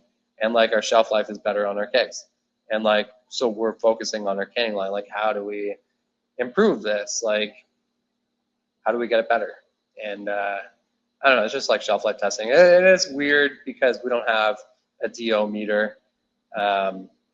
So it's all like retrospective. Nothing's analytical. Everything's just like subjective and like from us. But yeah, like, it's definitely better than nothing. Yeah, and like it's interesting. Like this whole shelf life study kind of started because we were like, hey man, this Two Rivers like oxidizes super quick. Like, what's up with that? Like, anecdotally, it oxidizes quicker than everything else. Like, why? And now we're like looking at the data and we're like, oh yeah, like subjectively, it does oxidize quicker than everything else. Like, what's going on with that? Yeah. Fob wise, it's the same. Yeah, everything's the same. It's just like the ingredients are slightly this uses like a certain amount of hops, and like I don't know, they're from like certain hop yards, and like we're like pinpointing like these are like this is like potentially the problem, and I don't know, it's interesting. Yeah. I appreciate your yeah. Manganese, man. Yeah. Who knows? I don't know if that's the problem. Yep. I feel like there's going to be so many people know it. Yeah, smarter people know it, but that's the current hypothesis. That's the current thing. There's going to be so many people, I think, that's is going to be watching and listening. It's going to be like, yes, fuck yeah. Like, it's really cool to hear you guys just sort of hypothesize about all this stuff, and then really what you're doing is doing the real, like, that's real time. I know you're not really like hypothesizing, but that's what you would probably do on a day-to-day basis, and that's how complicated this brewing thing is, and it kind of makes us like what you guys have just sort of described and demonstrated, I think, is like why that the people who aren't involved in all of that should just be so appreciative of if you crack a can or go to a brewery or a beer bar or a licensee or whatever and then have an amazing pour from draft of a product, like the amount of thought and heartache and effort and energy and love that has gone into that product is so insane, particularly in craft beer. It doesn't matter, honestly, I don't even know if it doesn't matter where you are, like any local smaller brewery, which is the vast majority. Anyone that's a national brewery, anything larger is probably 0.1% or something. Everything else that you're drinking, if you're drinking craft beer, is basically what Hugh and Nate are describing right now. And I just think it's like, for people who might not always, I feel like you don't always think about it because it's just like, I don't know, you go to a place and you pick up the cans and you fucking drink the cans and then cans are fire. Like you don't understand how does that can be fire though? Like, yeah. Or if there is something wrong with it, then people would typically be extra mad or pile on about it. But I'm like, do you know how fucking hard it is to get that shit? Like, it's especially tricky when you're like, we have all these parameters that we control, but like sometimes like the manganese maybe it goes to that truck.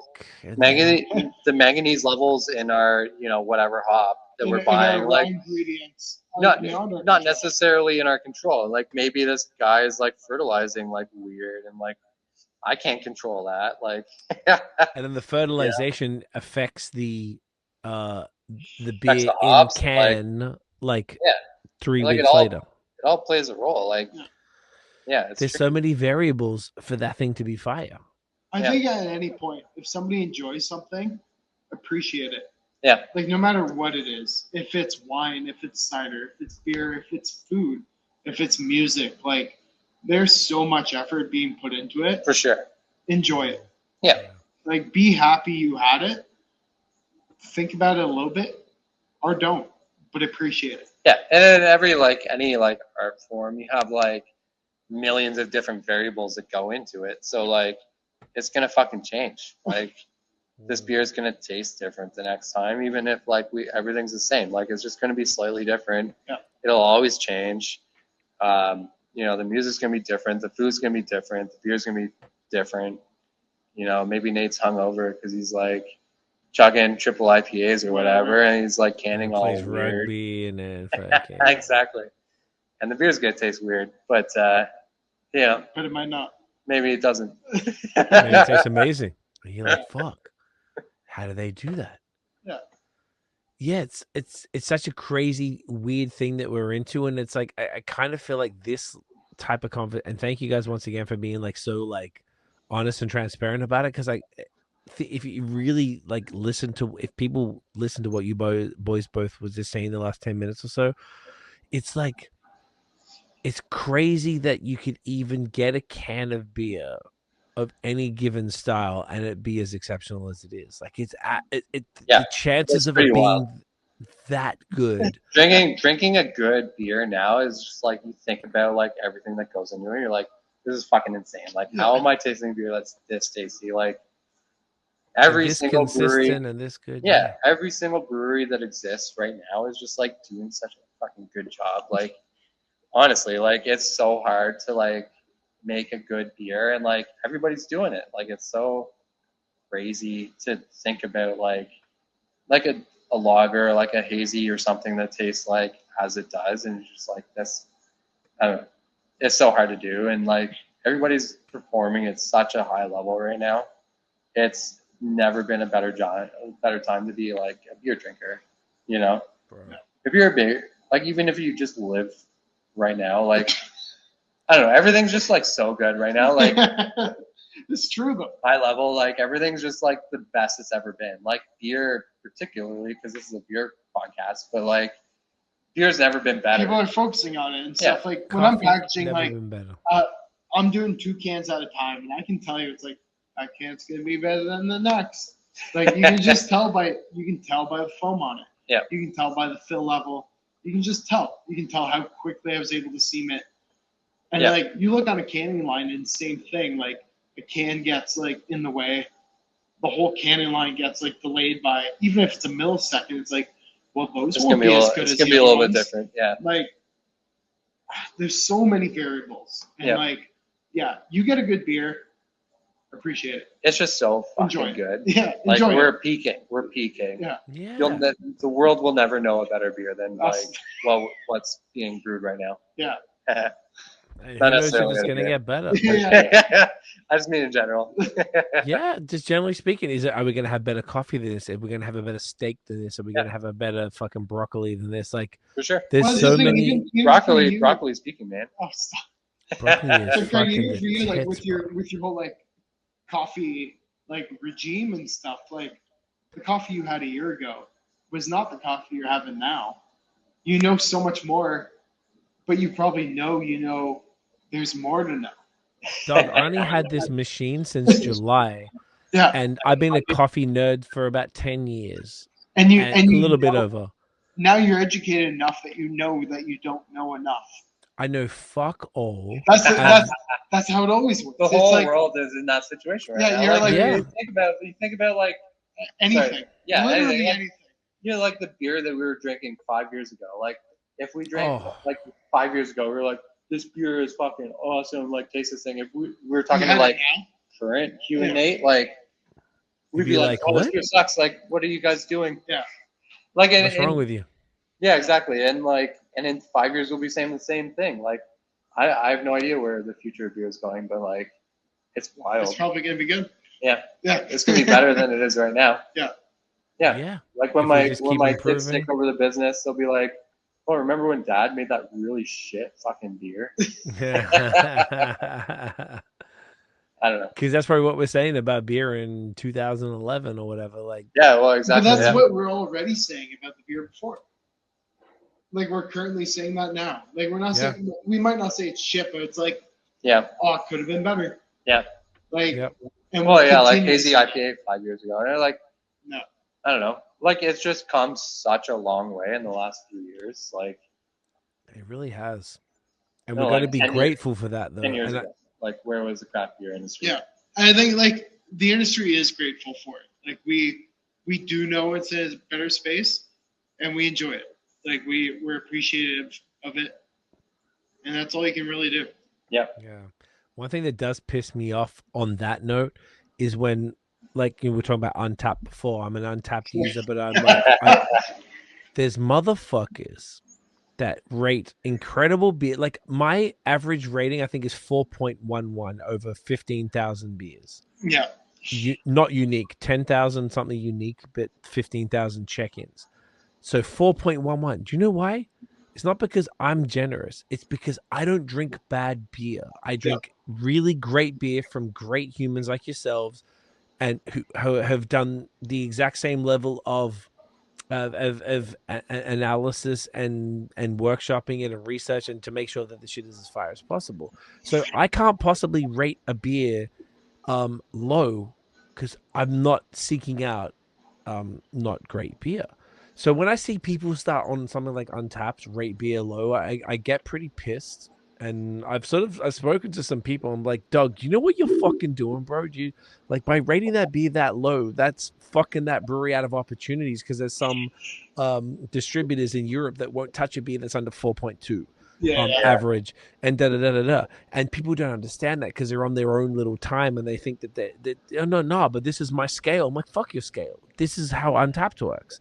And if you're going to participate in this economy, then, and you claim to care about craft beer, and a lot of these people who claim to care about craft beer tend to know the employees, owners, brewers, people who are involved in breweries. So I don't know. I find it, I feel a bit of a pressure to express that to people. My girlfriend's always like, chill, don't say nothing. But I'm like, I kind of feel like I have to. You're passionate about it and you want to like say something, and like that's fine. Like that's up to you, and you can do it if you want. Like it's, I don't know. Like Untapped is weird because we'll look at it. Hugh avoids it. I look at it. I don't like it because like he's a business owner. It affects him personally more than me. Yeah, it's like you take it personally. Yeah, I check it, and you should. I totally get it. I laugh at it. Like people are like, "This is great, love it." Blah blah blah. Pretty good. 3.5. K7S, not a Pilsner. 0 stars. Yeah, like people are like, sure, lager. like it's a West Coast. The best Pilsner I've ever had, 1.5. Yeah, it's just like what? Like I think it's comical because it doesn't affect me personally. Mm-hmm. It definitely affects you more for sure personally, and it's like that sucks. Because some people are insane and they don't understand how ratings work, and they don't understand. It's like same as like giving a Google review on a business and not understanding how that affects the business. Like just because you got one check-in, it'd be, if you're gonna give it a shit rating, you might as well give it 0. It'd be better if you gave it nothing, because it doesn't affect it at all, as opposed to giving it 1. Because that'll bring like a 4.3 average down to 3.8 or whatever, and then that beer is not getting.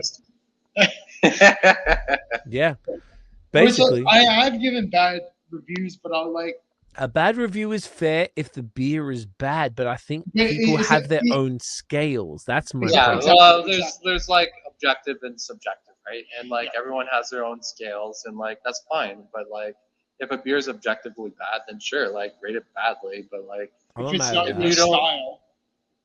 Yeah, if you don't like it, then that's fine. That doesn't mean it's bad. I hate hate sours, but this is the best one. One star. Like that's exactly yeah. So give it 4. Don't get ordinary bitters much, but this one's really good. 2.5.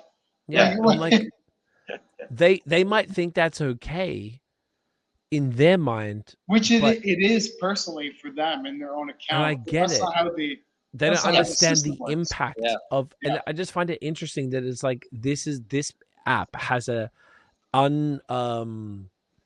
unfair impact on the industry, and if you claim to care about the industry, I think you should be aware of that level of impact that you're having. For sure, yeah. And that like you pull up to a brewery and you drink the new beer that fucking day that came out, and you give it 3 when it's really a 4.7, because on your scale it's a 3. Cool, like it just fucks everything up. And I've kind of like I've expressed that to some people, and I feel like I've changed a few minds, but I don't know if I've done it enough. And I'm like, it just bothers me because I talk to cats like yourselves all the time for this length of time. And I'm like, I know that it ruins things for some people. Now, some people, like maybe the older folks who we're talking about, wouldn't even know what Untapped is. Cool. But there's going to be some people who pull up to the brewery and have heard the Crispies are fire, and then they'll be like, "Oh yeah, before I order, let me just see which one's over 4 average because I'm not really drinking anything." Well, over yeah, 4. none of the Crispies are. No, but that's anywhere. Even the goat fucking Crispies, nobody's really over 4. Yeah. But it's like, you know what I'm saying? It's just like that, and I don't know. It just kind of just rubs me the wrong way because I just feel like there's a level of like cultural understanding that you should have if you're participating in this economy of untapped and craft beer. Doesn't matter where, not Ontario, not Canada, just anywhere in the world. Like your rating can truly affect the brewery's future success. For sure. And people's perception of that brewery. And your perception might be fucking wrong. It doesn't mean you're right if you think that. And everything is quite subjective. I don't even know if there's such thing as an objective, maybe.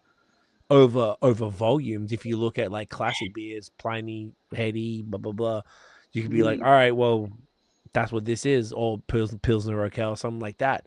But well, like, yeah, I mean, I think objectively, like you have to look at like beer competitions and be like, we have like judges like saying this is what this beer is, this is a good beer, and like versus like people saying this is what I think a good beer is. Like, I don't know, it's different. Being an objective versus a subjectively good beer. But like, does it actually matter if it's objectively good? Like, unless it's subjectively good, like nobody's gonna buy it. Yeah. The consumer isn't objective. The consumer is subjective. Yeah. The consumer likes it or doesn't. Yeah. They're the ones buying the beer. They're the ones moving the tanks. They're the ones like turning over taps. Like they're the ones emptying the keg fridge and like the can fridge. Like that's a consumer doing that at a subjective level. Yeah, if you have a beer judge and they're like, this is the best, you know, whatever. Yeah. Then like that's great, but like, does anybody care? Yeah. And even as judges, there's some judges that are like, I love this. It's great. Someone's like, too assertive, oxidized. It's like, you guys are in the same panel. Why aren't you guys agreeing? Yeah. Like, but everything's subjective. What matters is if, like, at the end of the day, does the beer leave the facility in someone else's tummy? And do we enjoy it? Like, I don't know. It's like, yeah, that's all that matters. does it sell? Yeah. Does it sell? Do you make it? Do you sell it? Yes. Okay, great. Move on. Yeah. Yeah. Yeah. That's it. It's fuck. Well said. Yeah, it's just like such an interesting. I feel like we could go on about that forever. For sure. Yeah. Like, let's bring this home. Do you guys want to go? I gotta go to the bathroom again. Do you want to like have a quick bathroom break? Then we'll bring it home. Yeah, let's do that. Yeah. I feel like you guys would be down. All right, we'll be right back. And we are back after an extended break. We had quite the conversation. You can tell the Hugh's even put on the shirt right there. We're just it's cold now. Yeah, it's fucking nippy at this point. We're actually in fall. Yeah. So all of that, boys, let's bring this home. So thank you so much for taking the time. We had 6 amazing beers. We had 4 Crispies. We had a Westie. We had a New England IPA. I feel like we really got the idea of really what cold beer is about and everything that you guys are doing. I am an incredibly large fan of everything you guys are putting out, everything you guys stand for, everything that you're doing. I just think it's just a phenomenal brand. The beers are exceptional. You are an underdog in my eyes as far as like I couldn't. And still to this right now, after having all of these beers, I still can't believe that more people aren't talking about what it is that you're doing. And I really hope that all the work that you're doing is going to continue to push the brand out there and bring more people in to the tap room and hopefully inspire, maybe just a few more select accounts here and there with some kegs, with some cans to just, keep people in the loop of what it is that you're doing, because I feel like this beer is so good that more palates need to taste it. So thank you so much for doing what you do with the same with that passion and care that you guys operate with, man. It's awesome. I love it. Thanks, Thank you. Yeah, Appreciate it. I love it. I appreciate you guys immensely. Even more so, we just had a really good chat offline, and I feel like we're very aligned in a lot of things. And you guys are just doing some serious shit. So thank you for that. Let's link up in Hamilton in November. Sure. And you're here for the OCB. It'd be great to grab a beer and hang out and get a bit fucked up while we're in town. Where can everybody get Colbert? Where can everybody find Colbert online, and where can everybody get your beer if they want to? So we're online at colbert.ca. You can find us on Instagram at Colbert Brew Co. That's right. And yeah, send me an email. Info at colbert.ca. I'm an email guy. Send me an email. What's that? I can attest to that, Hugh. You're very responsive on email. Oh, thank you very much. That's all I Email do these go. days. Yeah. So if you want to buy the beer, there is no online store, but email Hugh and he will figure it out. Send me a Let you know message. what he's got. Yeah, whatever. We'll figure it out. Check him out on social. Request. Is it helpful if people like ask their favorite store, beer bar, for your products? Is that helpful and get them to reach out? Yeah, I think so. Yeah. Ask for us if they don't have us, and maybe they'll reach out. And they can bring us in. Sure. Okay. See Love if it. we can make it work. Yeah. Yeah. I love it. Boys, thank you again. This has been as exceptional as I knew it was going to be. So thank you guys for hanging out, for taking the time. I know this is like 2:30 a.m. We're wrapping this up because we were fucking yapping. It's nearly a 4-hour pod, but we were also yapping a lot off air. So thank you both. I appreciate you both. I feel like I got to know you guys a lot, and I'm really looking forward to hanging out in person because I feel like we're really connected on this level. But just once again, beers at A1. This is just I'm so impressed. I got to really say I think easily you guys are my favorite Ontario at the very least, because I have one American favorite discovery of the year. I say you're my favorite Canadian discovery of 2025. It's just so sick, and it's a discovery for me, but you've been around coming up on 3 years next year anyway. So it's very cool to see that there's something like you guys existing. This brewing beer at such a high level and that's so impeccable, but I would imagine so many more people need to know about it. So I'm excited to for people to hear the pod, to hear the conversation, to hear about the beer, and to now start exploring and coming and check you out in person. So appreciate you guys, man. This is lit. Yeah. Well, thank you very much. Yeah, thank you. Yeah. Such a pleasure. Stick around. We'll wrap it up. It really was. We'll wrap it up off air. But folks, thank you for watching and listening. If you enjoyed the episode, smash the thumbs up, hit subscribe below, hit that notification bell so you know when the new drops. Follow us everywhere at BAOS Podcast. Check out the long form audio and give us 5 stars on Spotify and Apple Podcasts. Not for me, god damn it. For Uncle Hugh, for Uncle Nate, for Colbert, for Arnprior, Ontario. And we'll see you legends in the next one. Cheers, y'all.